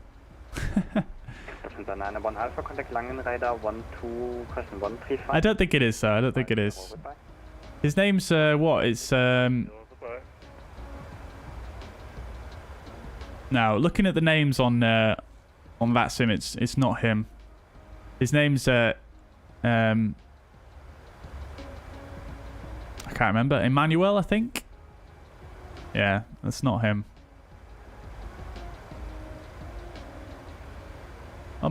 Is it him that does VATSIM control? Am I getting confused with someone else? I might be.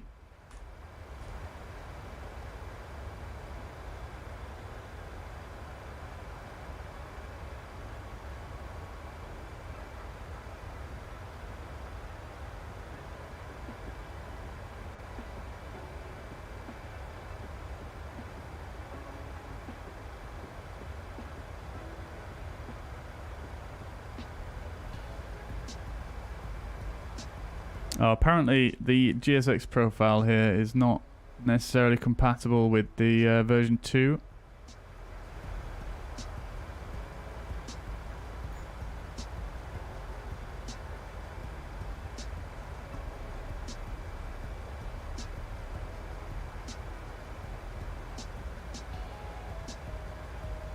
Ah, it'll be fine. It'll be fine. We'll be at a jetway anyway. Romeo Kilo, descent flight level 250. 7 flight level 250, Ryanair 2 Romeo Kilo. Alright, off we go, chat. We're going down 250. Off we pop. Right, descent checklist. Pressurization, landing altitude set 150. Lanti-ice is currently off. I need to turn it on at flight level 100. Approach brief and fuel discussed. Speed and altitude bugs are checked and set. We haven't set our approach bug here, but we'll do that now. Flaps 40, flaps 30. Which one do I want to do? We've got very light winds. Let's go for flaps 40.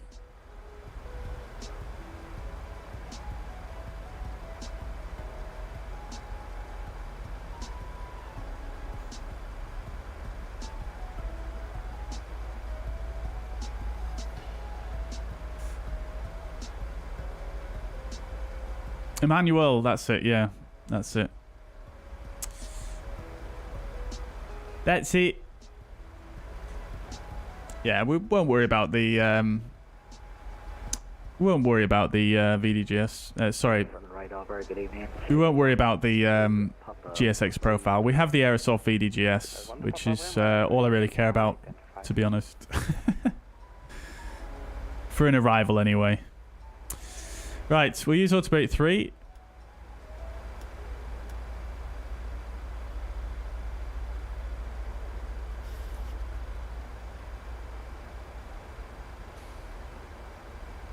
And just to let you know in advance, chat, I'm not going to do the return leg. So we're going to butter this one. That's for sure. Alright, just checking the 80s again. 1820 still. QNH 1031. Let's just preset that.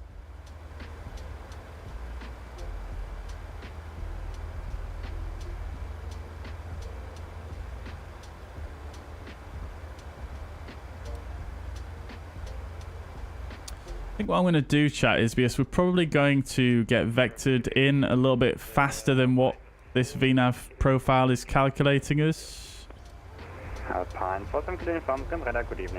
No, actually, we'll continue on as we are. For now, at least. And Bremen Radar, very good evening, KLM 678 flight level 300. Oh, he's flying the Antonov to Leipzig. Very good. Is he doing Doncaster Leipzig as well?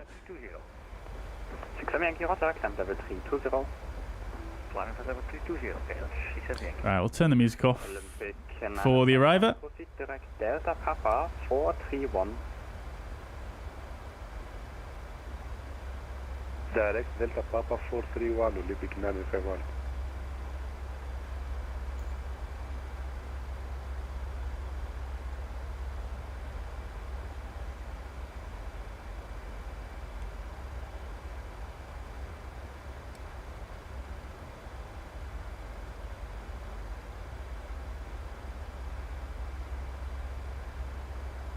Oh, he's doing Hostomel, is he? Very good, very good. Olympic 951, descent flight level 150.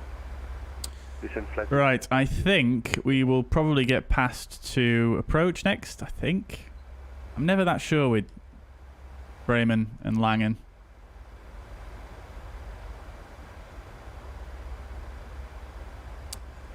So I'm not sure. There's many approach controllers at Berlin as well. Crikey. Let's look at the chart, see what's on there. Berlin 3 to Bravo, contact Langen Radar 135, decimal 6. Nothing. 135650 für Berlin 3 to Bravo, danke, tschüss.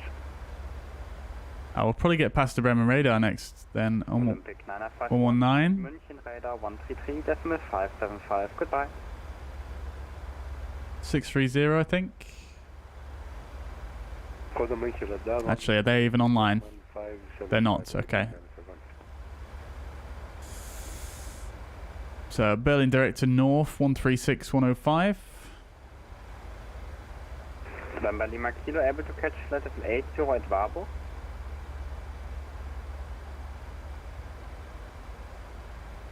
Maybe November 1 Lima Kilo, but not They sure. don't have that frequency either on VATISM. Oh no, they've got the Berlin approach controller down as the Bremen radar north 119 625 then.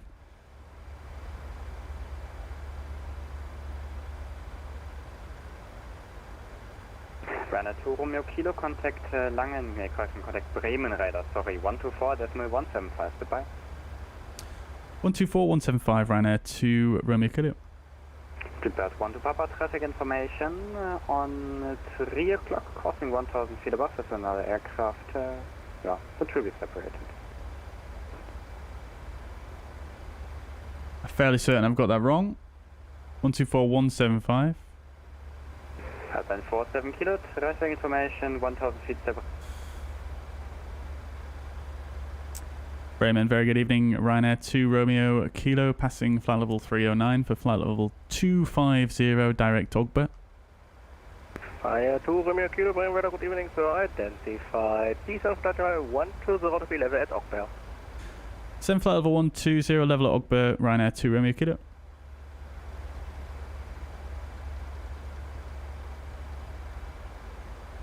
Right. We're going to be there at 164, so let's go 120.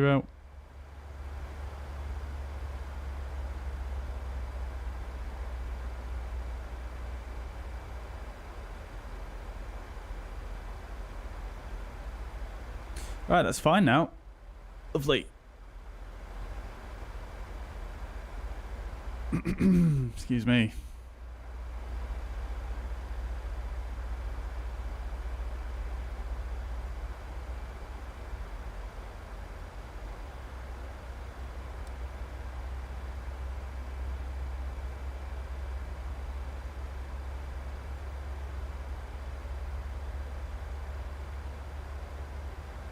Yeah, they're very well prepared. The German VATSIM controllers are always absolutely on it. So good.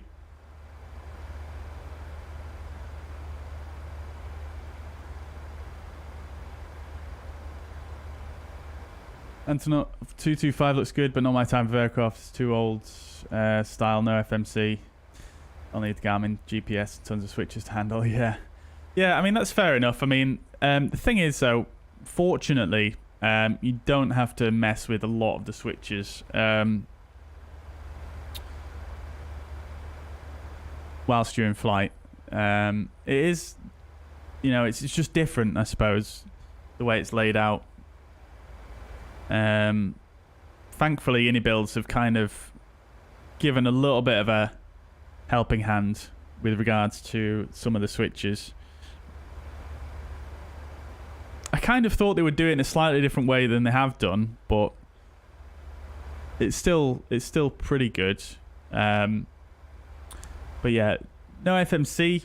I think the real aircraft had an INS. I think the real aircraft did actually have one of those Garmins in. Funnily enough, I think I heard Unibuild say the other day on Chewie's stream that they did actually have one of those Garmins retrofitted, which is kind of interesting actually. That they had such a cute little GPS device for such a big aircraft.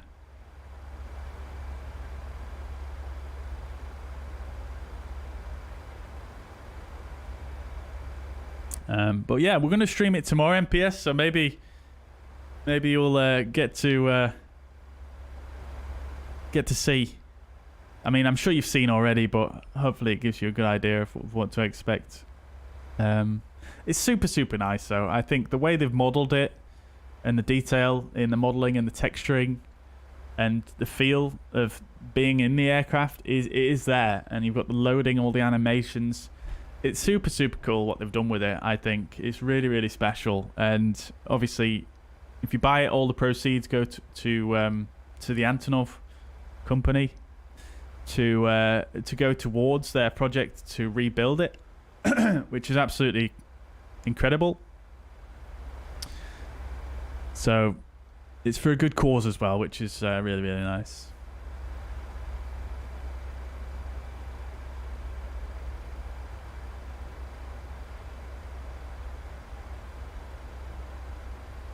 Yeah, for $20, £20, whatever the currency is, it is really, really good for £20 pounds. It's just, yeah, super, super big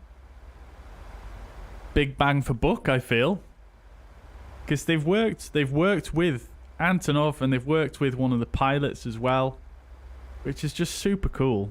And you know that because they've done that, you know, a lot of the stuff they've put in there, you know, they haven't skimped out and tried to guess what it's like. You know, they actually had a reference who's got experience in the aircraft in the real world, which is just super cool.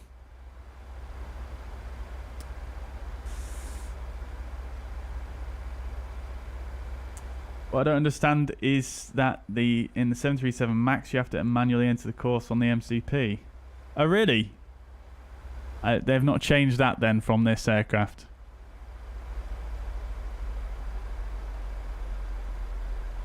Yeah, you would have thought they would have modernized that a little bit, but hey ho, maybe another one of those training things. I'm not sure.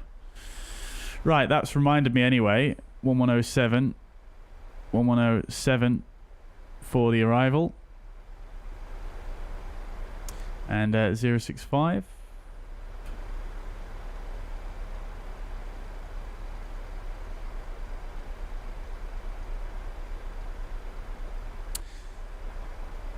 Why does the 737 not have a nose light? It does have a nose light. At least I'm fairly certain it does. I'm pretty sure this is on the nose here.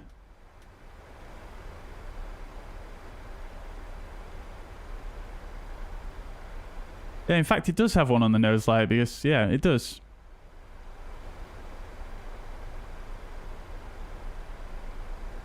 Samuel, welcome to the chat. Welcome indeed. I'm doing very well, thank you. Yeah, how are you doing? Flight TimTim's doing it offline. Oh, great. Great. We're using Autobrake 3.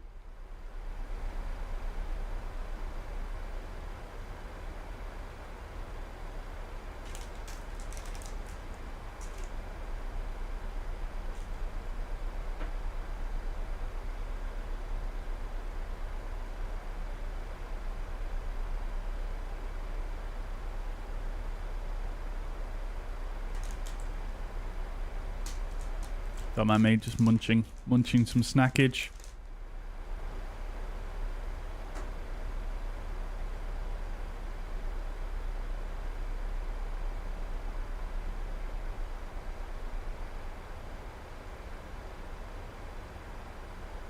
Can't wait for PMDG.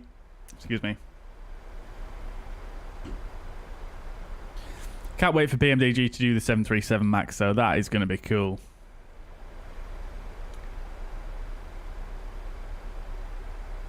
That is going to be super cool.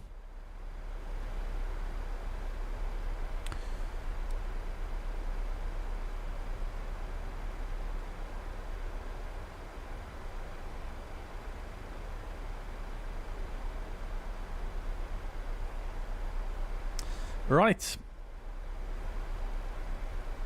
This frequency is super quiet.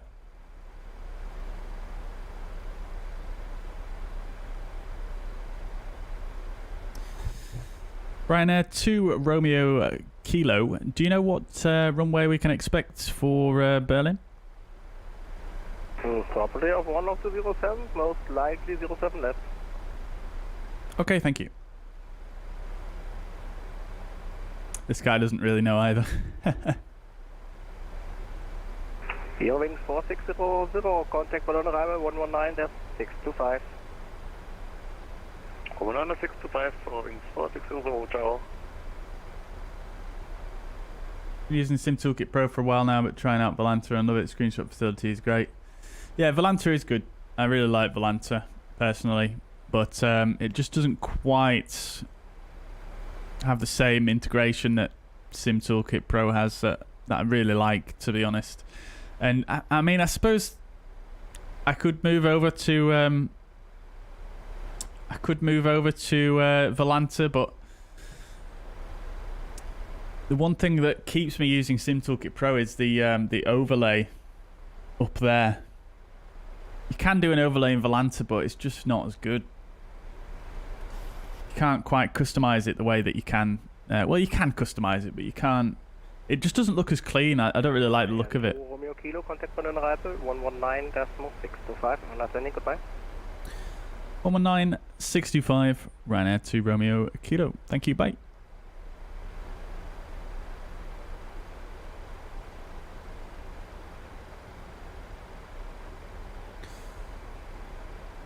Alright, let's get the ATIS.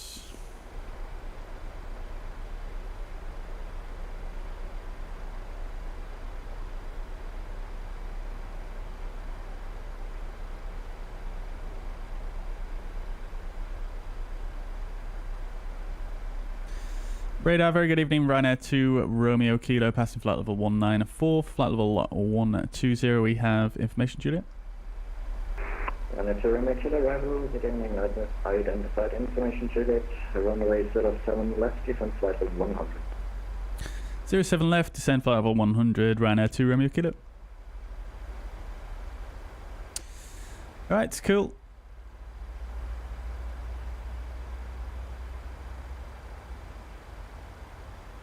It's going to be 07 left, chats. 2,000 feet per minute. 2,000 feet per minute. Ryanair to Romeo Kilo. Okay, so we're going to vertical speed. VS 2,000 feet down. MTB speed VS. But yeah, as I was saying, Volanta, it is great. I do really, really like Volanta. I do really, really like it.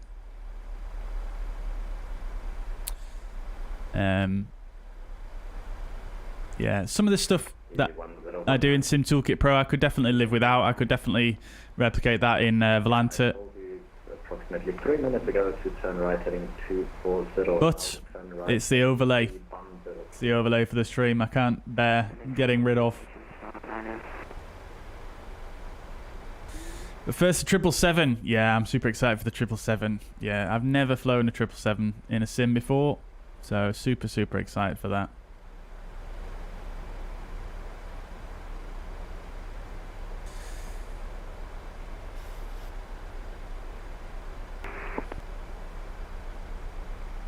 I see yours do, but some of them don't. There has just taxi lights, but not nose lights. So you have 4 switches. Yeah, so it depends, Samuel. It depends. So you're thinking of the landing lights. All of the 737s have these 3 here. These are the nose lights. Some 737s have just 2 switches here rather than 4. That's because they're using the LED lights instead of the older style halogen lights. And that can actually be configured here if you go to PMDG setup aircraft equipment. And then it's somewhere on here. I'm not sure exactly where.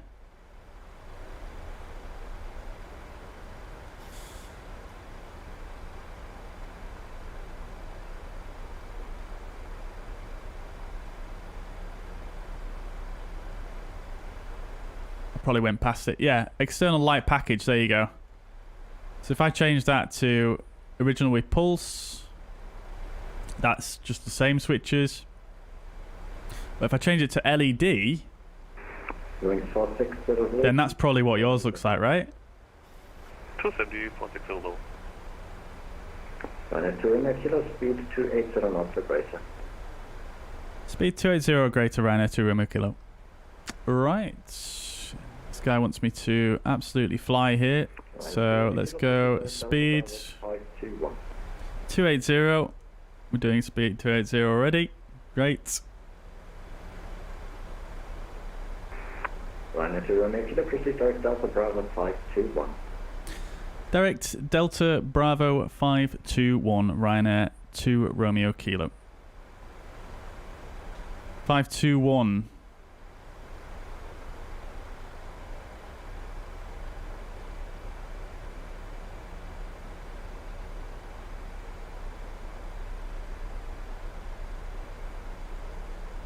Right, we're coming up to a level off.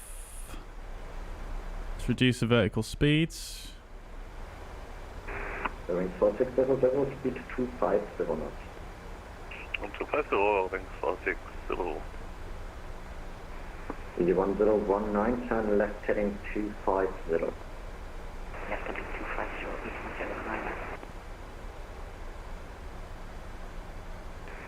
Ryanair 2 Romeo Kilo, descend 5000 feet, QNH 1031 at normal road.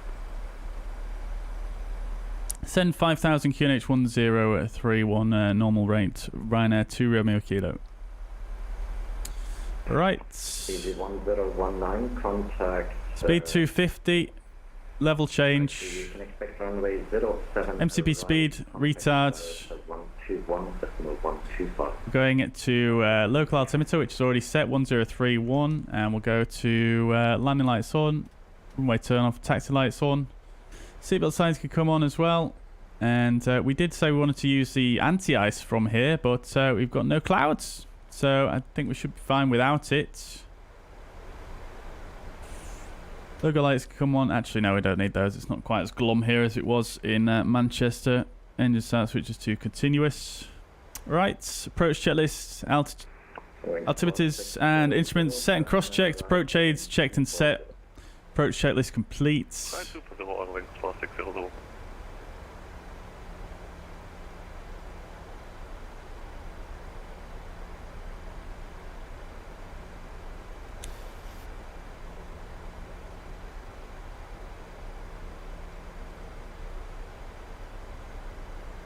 Your LEDs have bird scaring mode, do they really?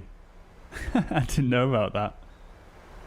How do I know which auto brake to use? Well, I think 3 is a standard for a lot of airlines, but I suppose it depends. But what you can do is you can use a performance calculator. Currently, there's not one in the sim, but there are some ones that you can look up online, like the one that Roy used. I can't remember the name of it. Airline performance tool, is it? And then there's a free one called VAS Airplane Toolbox, which is also worked okay as well. Boeing 4600, descend flight level 80, speed 220. Descending 80, speed 220 knots, Boeing 4600. Use Fly Love Studio. Continue present heading speed 250 knots. Continue present heading speed 250 knots, Ryanair 2 Romeo Kilo. Right, heading select.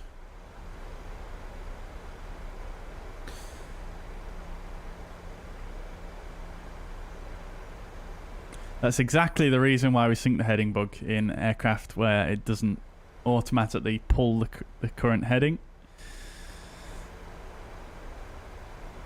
Right, ILS is identified. Love to see it.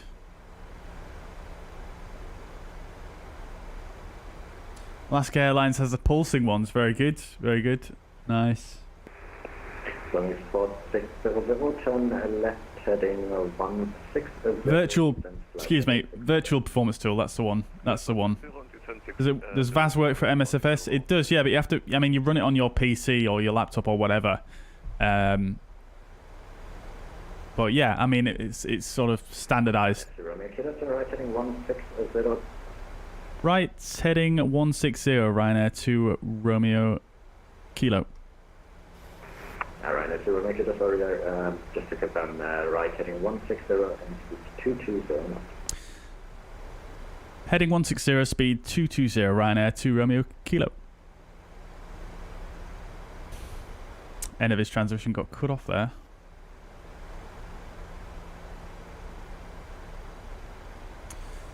Right. Gonna use a bit of speed brake here. 1019.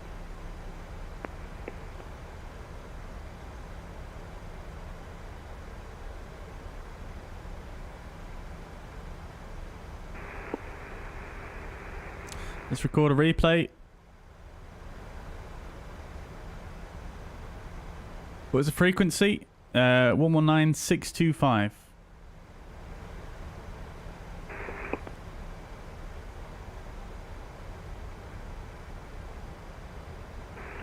Ryanair 2 Romeo Kilo, turn right heading 240. Right, 240, Ryanair 2 Romeo Quebec Kilo. Ryanair 2 Romeo Kilo, contact director 136.1. 136.1, Ryanair 2 Romeo Kilo.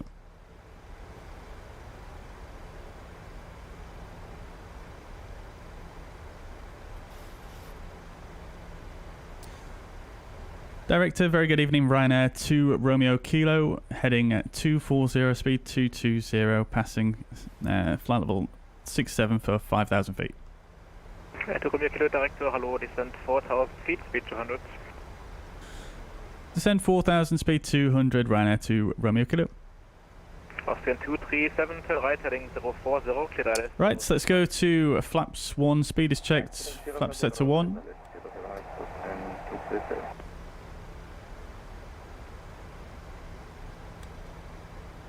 Ryanair 2 Romeo Kilo, turn left, heading 160. Left 160, Ryanair 2 Romeo Kilo. Alpine 1 to Hotel Bravo. 1 to Hotel Bravo, Director, hello. Descend 4,000. Right, let's go to flaps 2, speed is checked, flaps set to 2. 4,000, Alpine 1 to Hotel Bravo.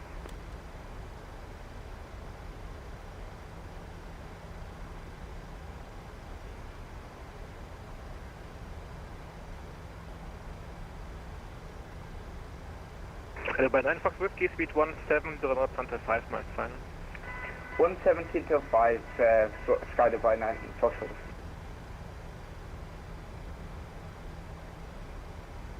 Ryanair 2 Romeo Kilo, turn left, heading 100, cleared ILS 07 left. Left 100, cleared ILS 07 left, Ryanair 2 Romeo Kilo. For the 15 Tango, turn Right, right, speed checked, flaps 5. Lufthansa 15 Tango, turn right, heading 320. And we're cleared for the ILS. I went to Hotel Bravo, speed 200. Arm approach. Warlock glide slope. By 9 Fox Whiskey, Berlin Tower, 118.8, happy landing. Tower 118.8, Sky by 9 Fox Whiskey, cheers.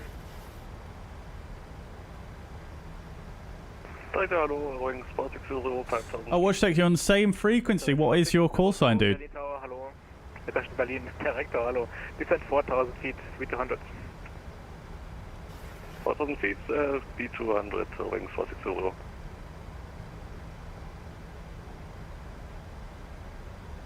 Ultra quiet. MCP speeds.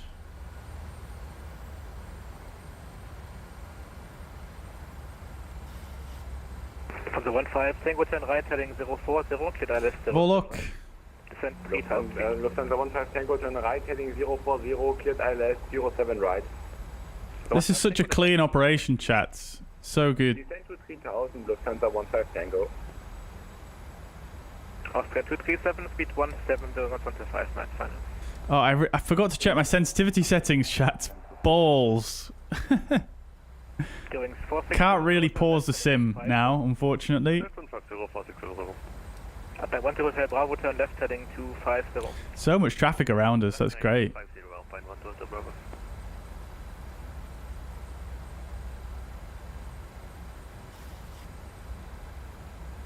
This event is so well coordinated. All the frequencies are just like, they're not like over busy, if you know what I mean. 237 Berlin Tower, 118.8, happy landing, goodbye.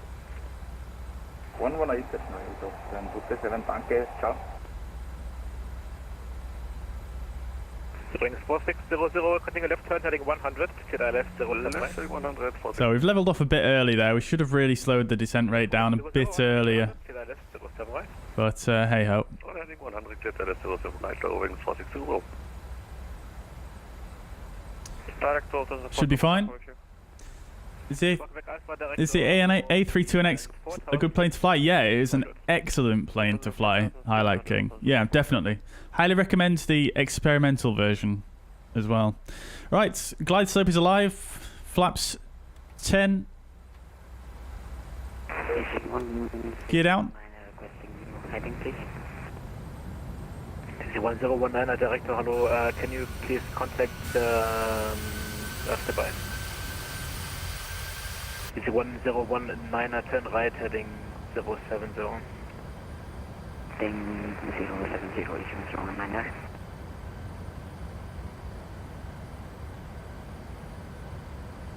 And I went to Hotel Bravo, turn right, heading 330. Right, heading 320, Alpine 1 Hotel Bravo. I can 2 Romeo Kilo, speed 17, 025 miles fine. 170 until 5, Ryanair 2 Romeo Kilo. Right, I'm actually going to start slowing down to flaps 1 speed now then, just to give me a bit more buffer margin.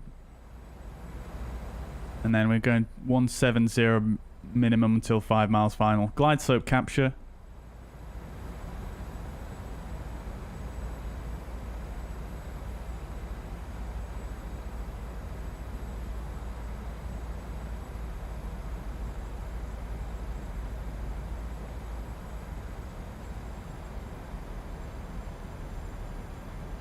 Ground altitude set, 4,000 feet, that's good.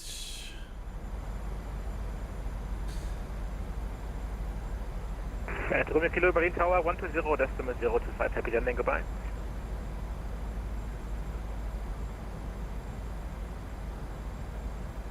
Romeo Kilo, contact Berlin Tower, 120 decimal 025, happy landing, goodbye. 120025, Ryanair 2 Romeo Kilo. This is the 15 Tango, speed 170, 125 miles fine. Lufthansa 15 Tango, speed 170. Tower, very good evening. Ryanair 2 Romeo Kilo on the ILS 05 left. Ryanair 2 Romeo Kilo, Berlin Tower, Servus, wind 030 degrees 4 knots, runway 07 left, clear to land. Clear to land 07 left, Ryanair 2 Romeo Kilo. Right, let's come back to 170 now on the speed.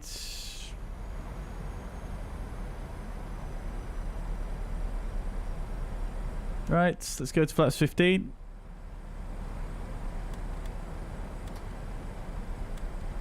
Right on time, Matt Russo indeed. And we'll go to flaps 25.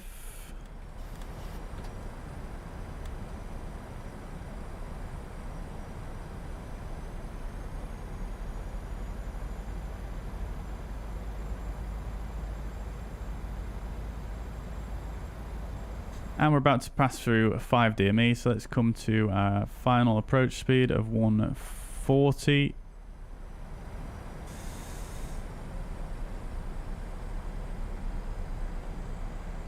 And we'll go to flaps 30, speed is checked, flaps set to 30.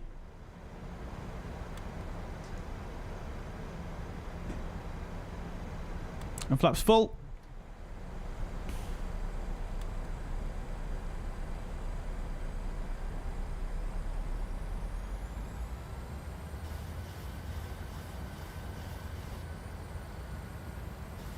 Right, let's land this thing. Landing checklist. Start switch is continuous. Recall is checked. Speed brake is armed. Green light. Landing gear is down. 3 greens. Auto brake 3 is set. Flaps 40. Green lights. Landing lights are on. Landing checklist complete. 1,000.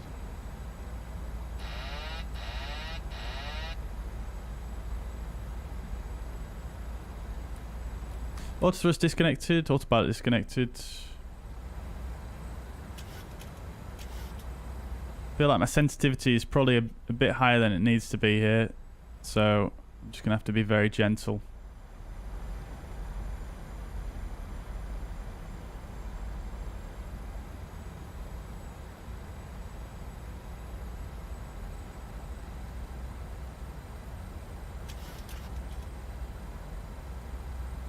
Three reds at the moment, but we're still on the glide slope. Not sure what to believe at this stage.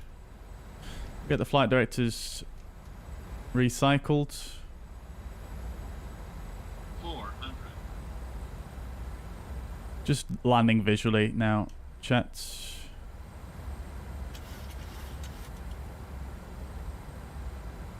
300.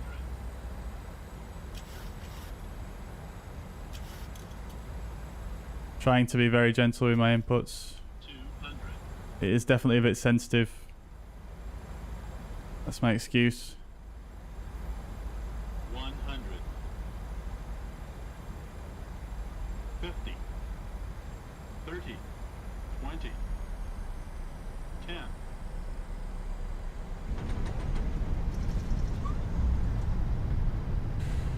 Speed brakes, reverse idle.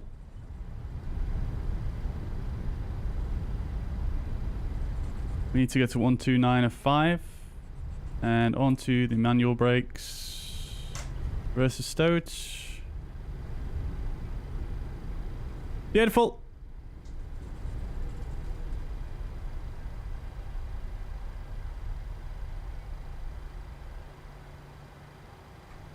Hello?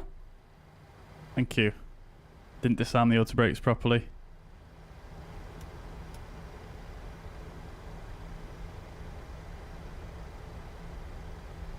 I can't see the signs. This is Lima 5, exactly where we wanted to come off.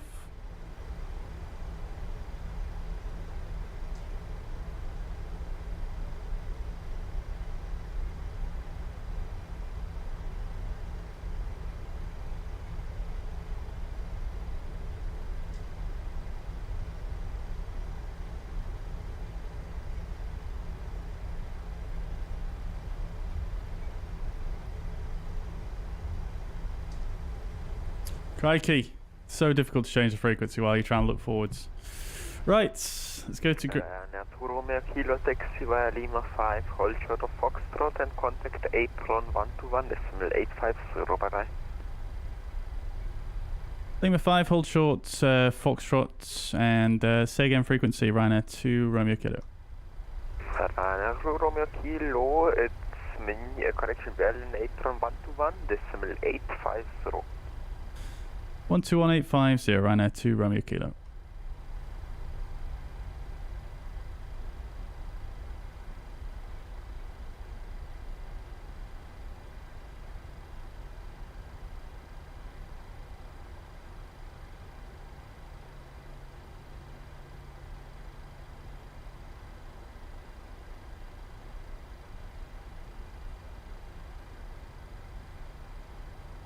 What the hell just happened?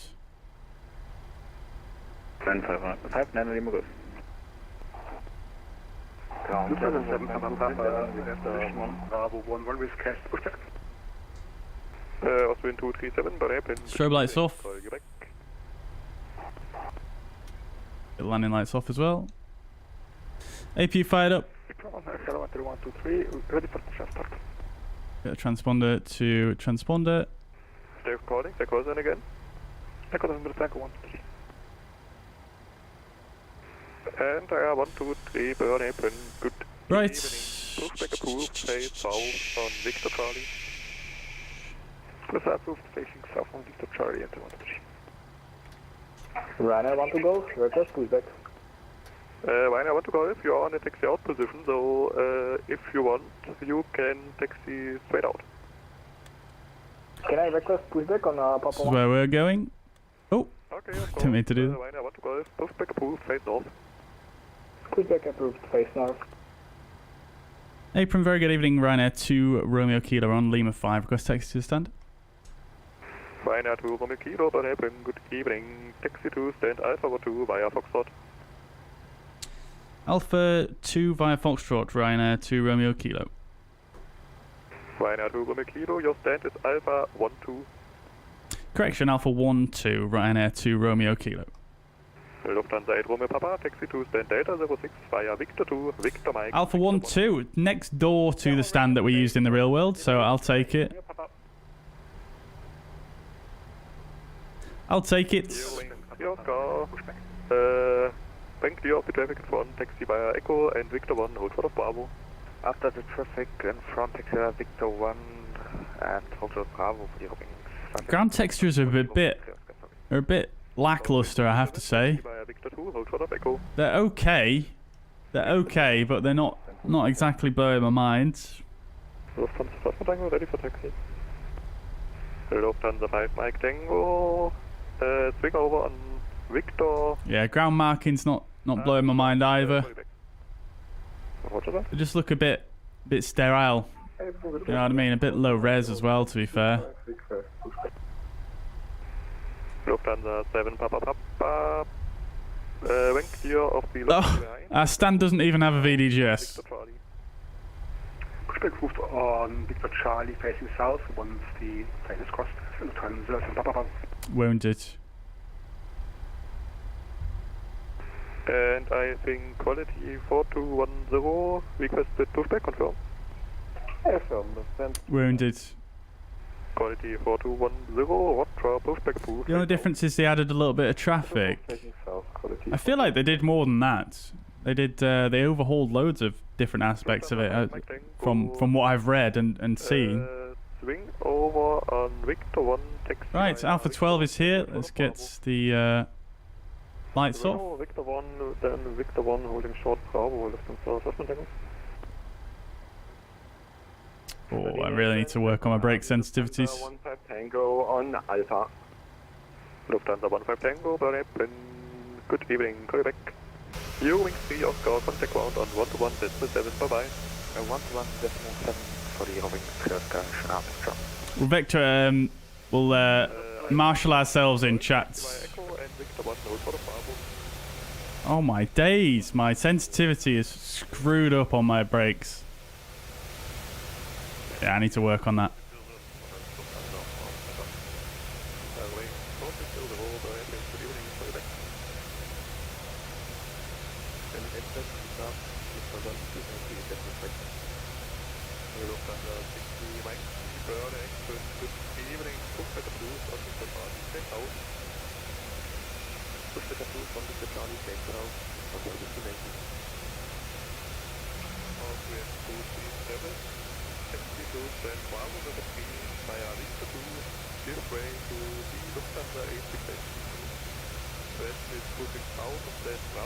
That'll do it. I'm not sure which line you would stop on in the real world, but nevertheless.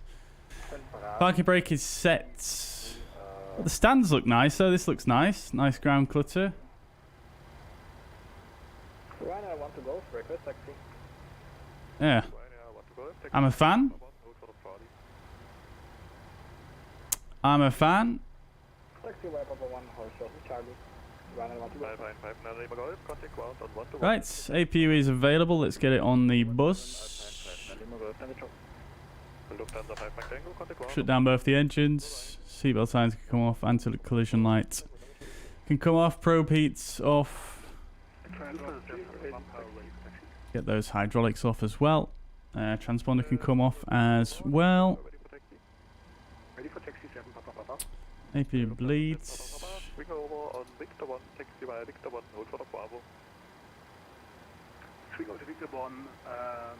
Okay, okay.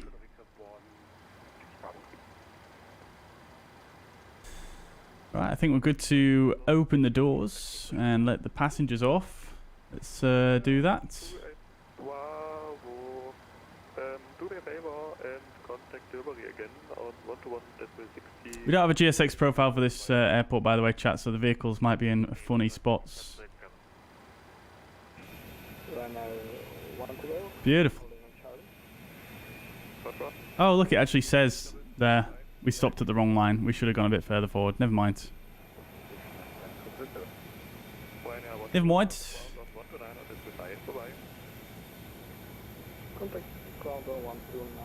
Right.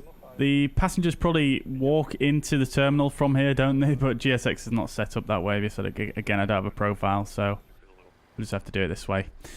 Right. Okay, so shutdown checklist, anti-collision light is off, weather radar is off, engine start lever is cut off, parking brake is set, transponder is standby,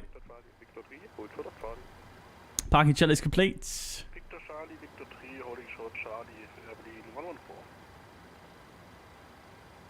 Can you repeat the frequency for Ryanair, want to go? Lovely job. How big is my screen? It's 25 inches, Matt Drasso.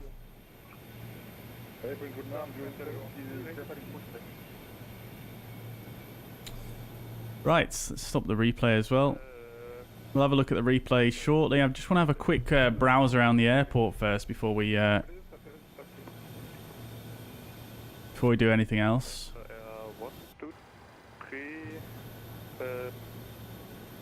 What is that bus doing? Holy.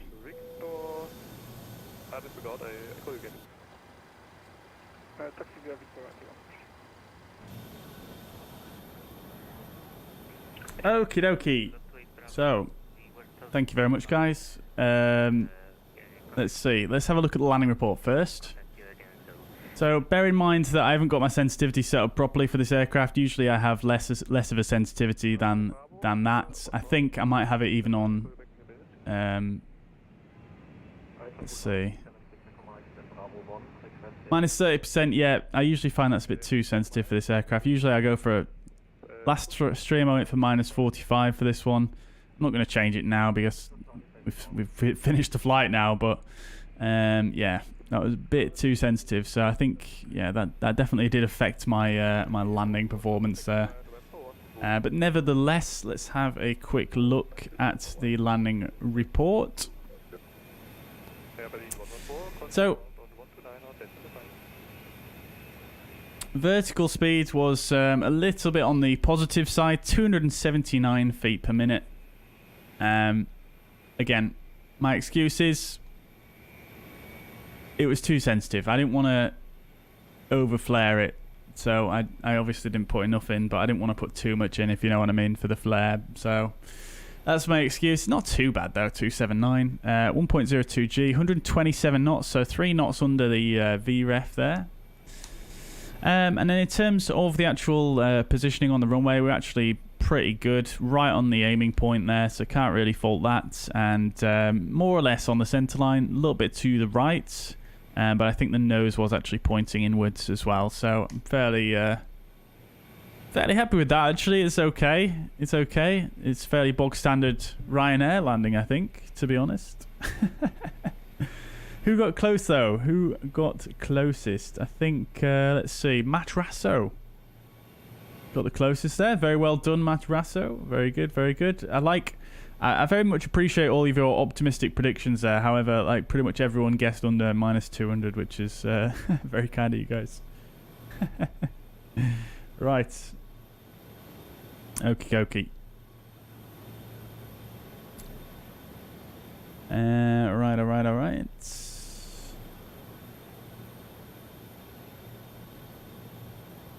You could have observed from Euroscope. Oh, I see. Yeah, you could have done. Yeah, yeah, you could have done. I mean, you could always use VATSpy. I'm showing on VATSpy obviously when I'm on VATSim. What flight recorder is that? It's Flight Control Replay, Leonardo. It's a payware replay tool. Personally, after the experience that I've had with it, I personally wouldn't recommend it. Unless you really, really, really want the replays of the Fenix to play back correctly. Because at the moment, I think that's really the main thing that it's got going for it, in my opinion, versus the free tools. I think the free tools are absolutely fantastic. And I've been a little bit let down with Flight Control Replay, to be quite honest with you. So I wouldn't really recommend it to anyone. At least for casual use, anyway. I mean, it could be handy for, you know, content creation, you know, to have everything play back correctly. But if you just wanted to watch simply a replay, then I think the free ones do it just as good. Right. Flight Team Sim. See you on the next one, dude. Thank you very much for dropping by. Highlight King. Sorry, I missed your question earlier on. Do I rather prefer the Fenix or the PMDG? I would say the Fenix, but it's very close between them, to be honest with you. Very, very close. Right, let's have a look at Berlin then, shall we? So, initial thoughts. The gates look good, at least these stands. Nice amount of clutter, not too sparse. Ground markings are pretty... They're not that great.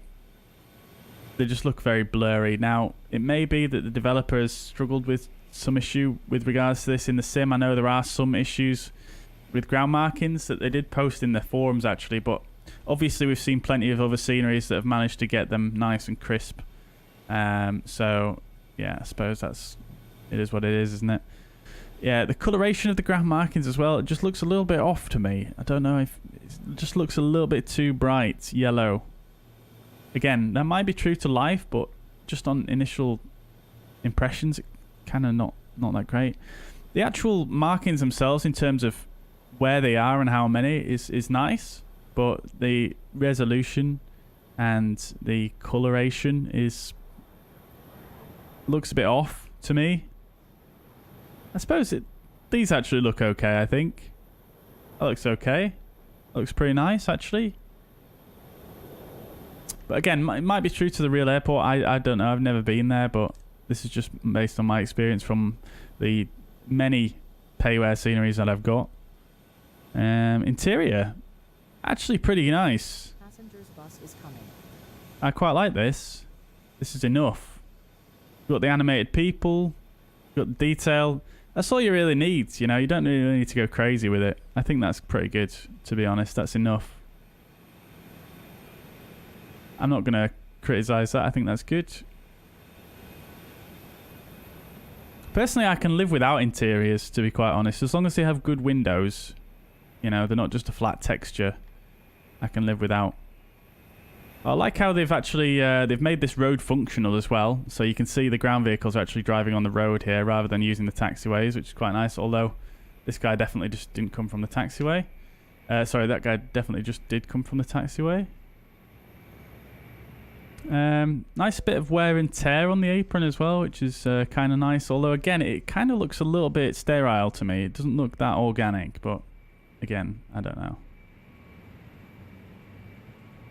The modelling looks good. The texturing is okay. Yeah, again, interior is quite basic, but again, it's enough, I think. Yeah, the texturing is a little bit on the low res side, I find, as well. I mean, from a distance, it does look nice. It does look nice. Once you get a bit closer, it does start to show a few cracks. Obviously, it's got the VDGS by Aerosoft, which is absolutely stunning. And the models for this look pretty good. Well, very good, in fact. Ground clutter also looks very nice around all of the stands, I do have to say, which is one of the main things, really, I think. You know, I hate a stand that has a very just sterile, vacant feeling. The glass looks good. Yeah, one thing that I really thought was weird about this airport when I first saw it released is this sign looked very poor, but it looks like they've improved it. That looks actually quite good.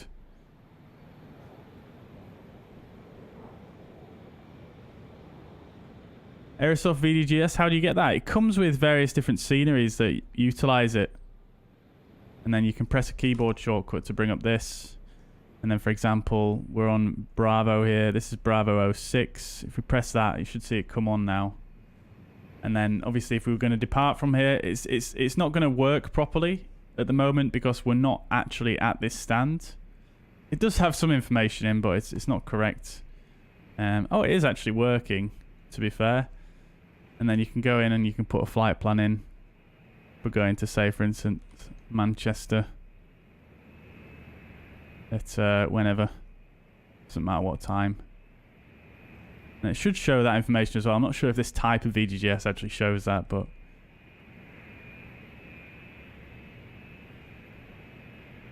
No, it doesn't. It might not show it because we're not actually at this stand, but... Yeah, that's that. It's really nice. I really like their VDGS. The jetways look nice. Very good jetways. Modelling, again, is a little bit...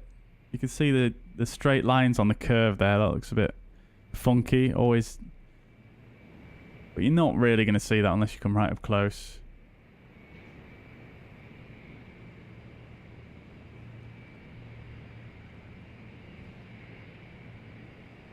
Yeah, I just think the ground textures overall, they just look very strange. I'm not sure what it is about them. They don't look like a €20 scenery to me. Like the wear and tear is there, that looks good, but there's something about it. I don't know if it's like a repeating texture or something. It just looks a bit odd.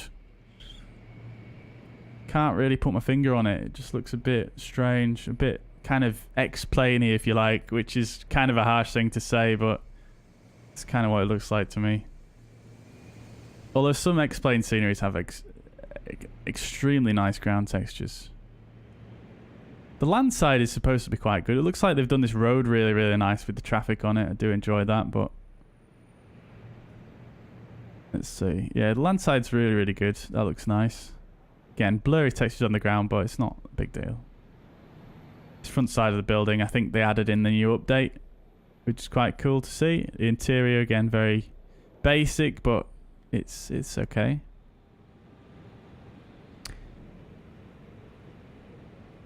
Where else can I go? They were like that before. Okay, fair enough. Fair enough. Yeah, that's a bit of a shame. I thought they might have done a little bit more than that. BizJet Apron, I assume. Bombardier Aviation Services. Yeah, I mean, the detail is there. The detail is there. I like the detail. I just think some of the textures are a little bit... They just look a little bit... freeware, if you know what I mean. That's the only way I can really put it. And you've got this terminal over here, which looks nice. Flat textures for the windows. Yeah, I mean, in general, it looks good. But it definitely needs some work still, I think. The ground textures, they do just look a little bit... I don't know, it might be true to life. It might be true to life. In fact, I'm going to have a look right now at a picture of the airport and just see how the ground kind of looks at the real airport. Because I don't want to be kind of saying they look weird when it is actually a realistic representation.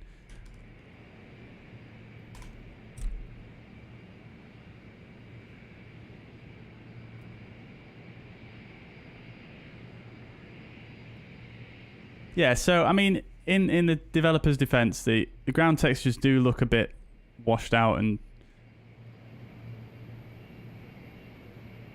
kind of like this at the real airport. Not quite like this. There is a bit more to it, but...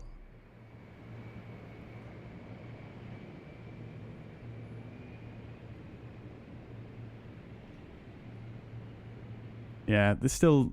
Yeah, I wouldn't say it's exactly true to life. It still looks a bit strange. Like I say, there is some repeating textures or something going on there. It looks like there's some repetition. It just looks a bit off. Anyway, I don't want to moan on too much. It is good scenery. It is nice. It feels good at the gate, which is honestly the main thing for me. Feels good when you're at the gate. But again, you know, I'm a real sucker for some good ground markings and good ground textures. These ground markings are excellent. These.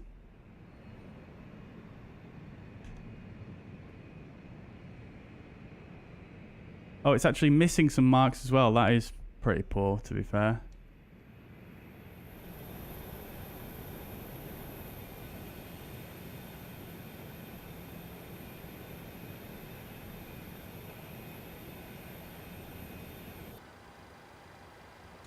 Not worth the version 4, version 2 more, version 1.5.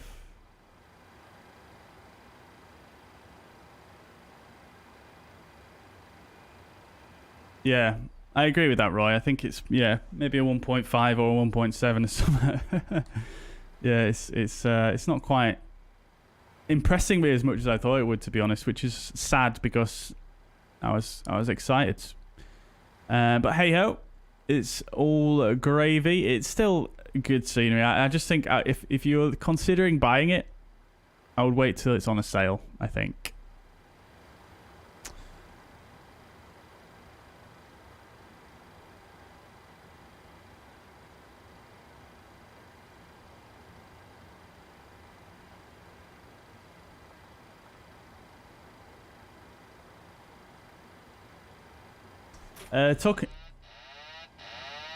Just going to load up the replay.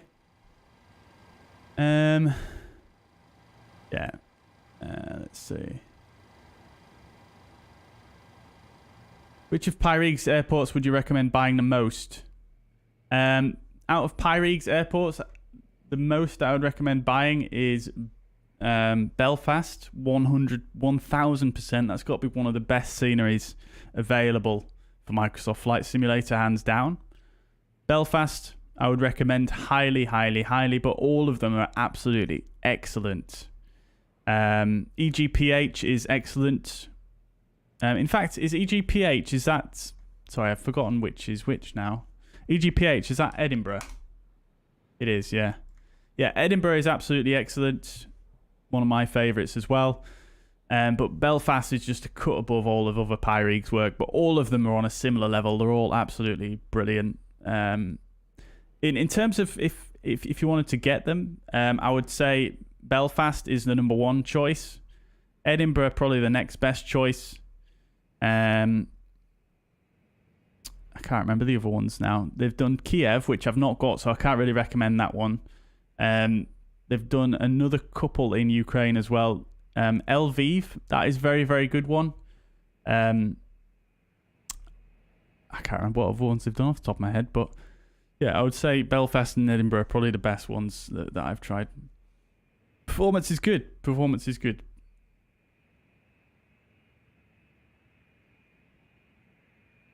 Yeah, in terms of routes, Edinburgh probably better, but Belfast is better in terms of quality. Yeah, I fully agree with that statement, Adam.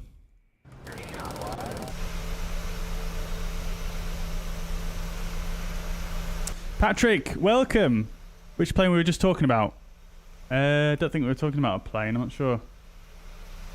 Maybe I'm missing something. What traffic add-on do I use for model matching?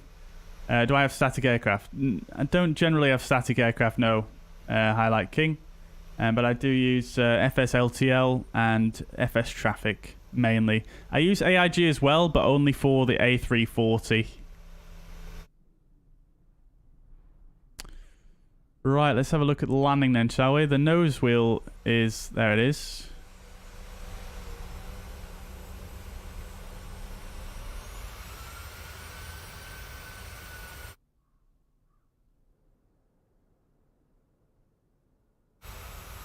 One thing I really, really miss from Skydolly and versus Flight Control Replay is you used to be able to use the mouse wheel to like scrub the replay, but you can't do that in Flight Control Replay.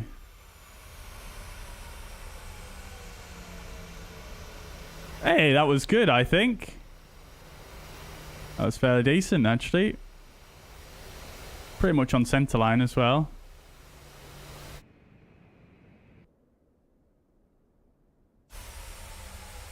Yeah, a little bit to the right there, but corrected straight onto it.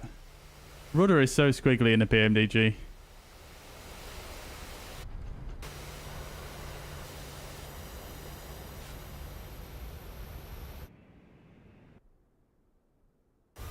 Let's see what height we were over the thresholds.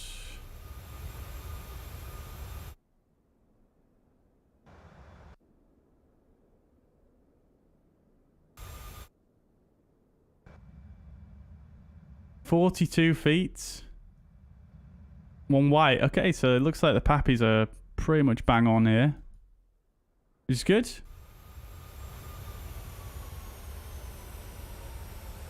Didn't flare enough, really, I think. I think I let the nose come down too much. But again, I was scared of overflaring because I didn't have my sensitivity set properly.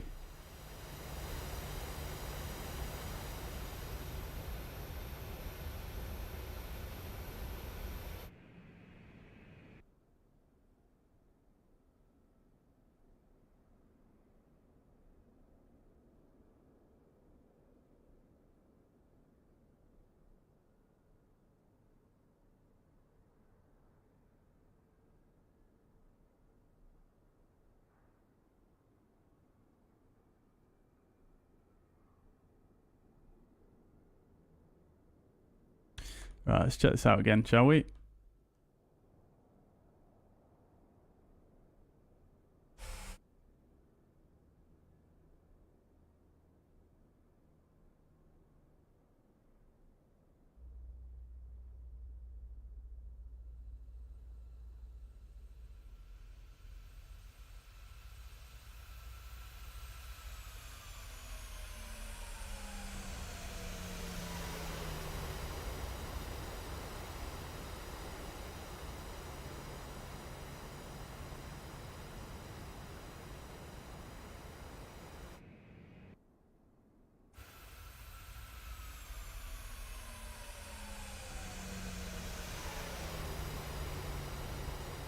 Not too shabby. Not too shabby.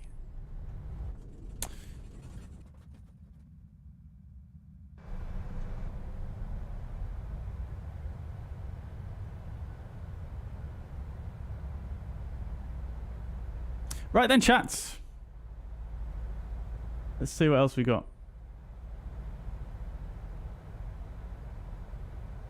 Who are the best creators? Pyrig, Flytemper, Gaia.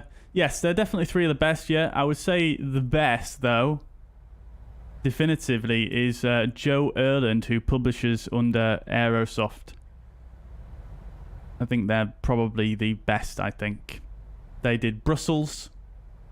They're also doing a Oslo. They're also, they previously did Cologne, Bonn, and Trondheim.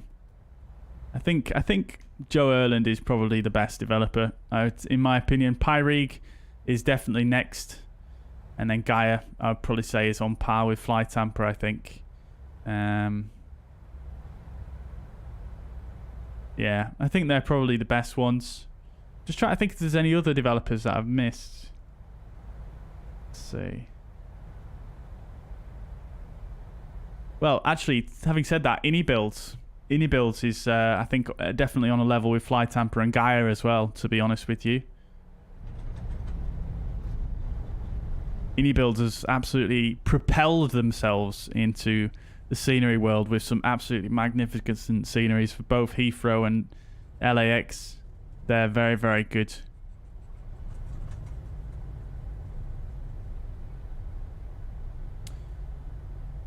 Yes, Roy, I think Pyrig is from Ukraine. Yeah, he is, yeah. Or she, I don't know which one it is. Or else.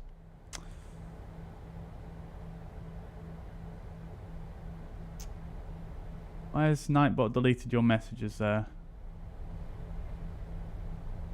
JustFlight Design as well. I'm not sure how to say that, but yes, they do fantastic sceneries. Again, probably on par with Flytemper and Gaia. There are some really good Orbex sceneries as well. Yeah, they do have some good, some really good developers there. Prague is absolutely excellent. Split is very good. I've got quite a few Orbex ones. I can't remember what I've got off the top of my head though. Just Sem do some fairly good sceneries, I think. Sem, don't they? I've not got any myself, but I've seen some that look fairly good. The Latin VFR converted sceneries, yes. Yeah, exactly. They are a bit... yeah, they're a bit... They're not that great, are they? But to be fair, they're cheap and they have extremely good FPS. So at least they're not charging full price for Latin VFR. So you have to respect them on that front.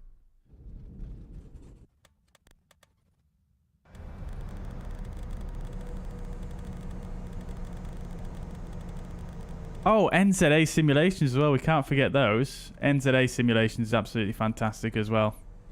Yeah, they're probably similar level to Pyrig, I think.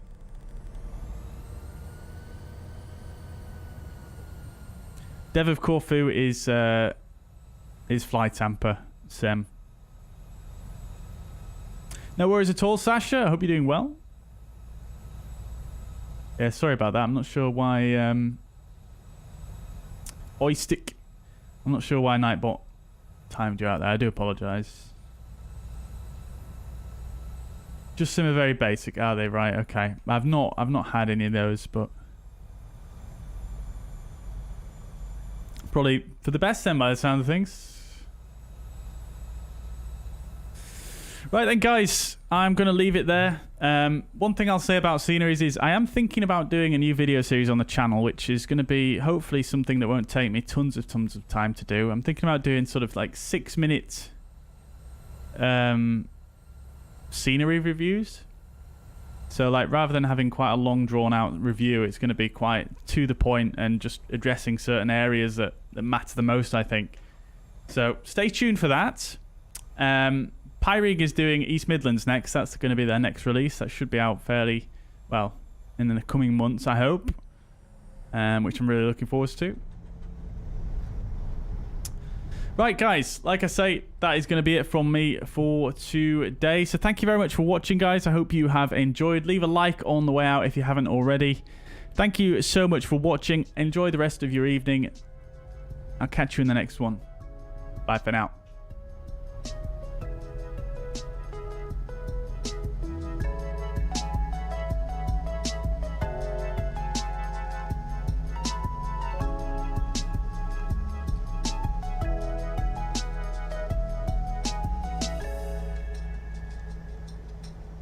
Oh. And before I go, for those that didn't catch it earlier,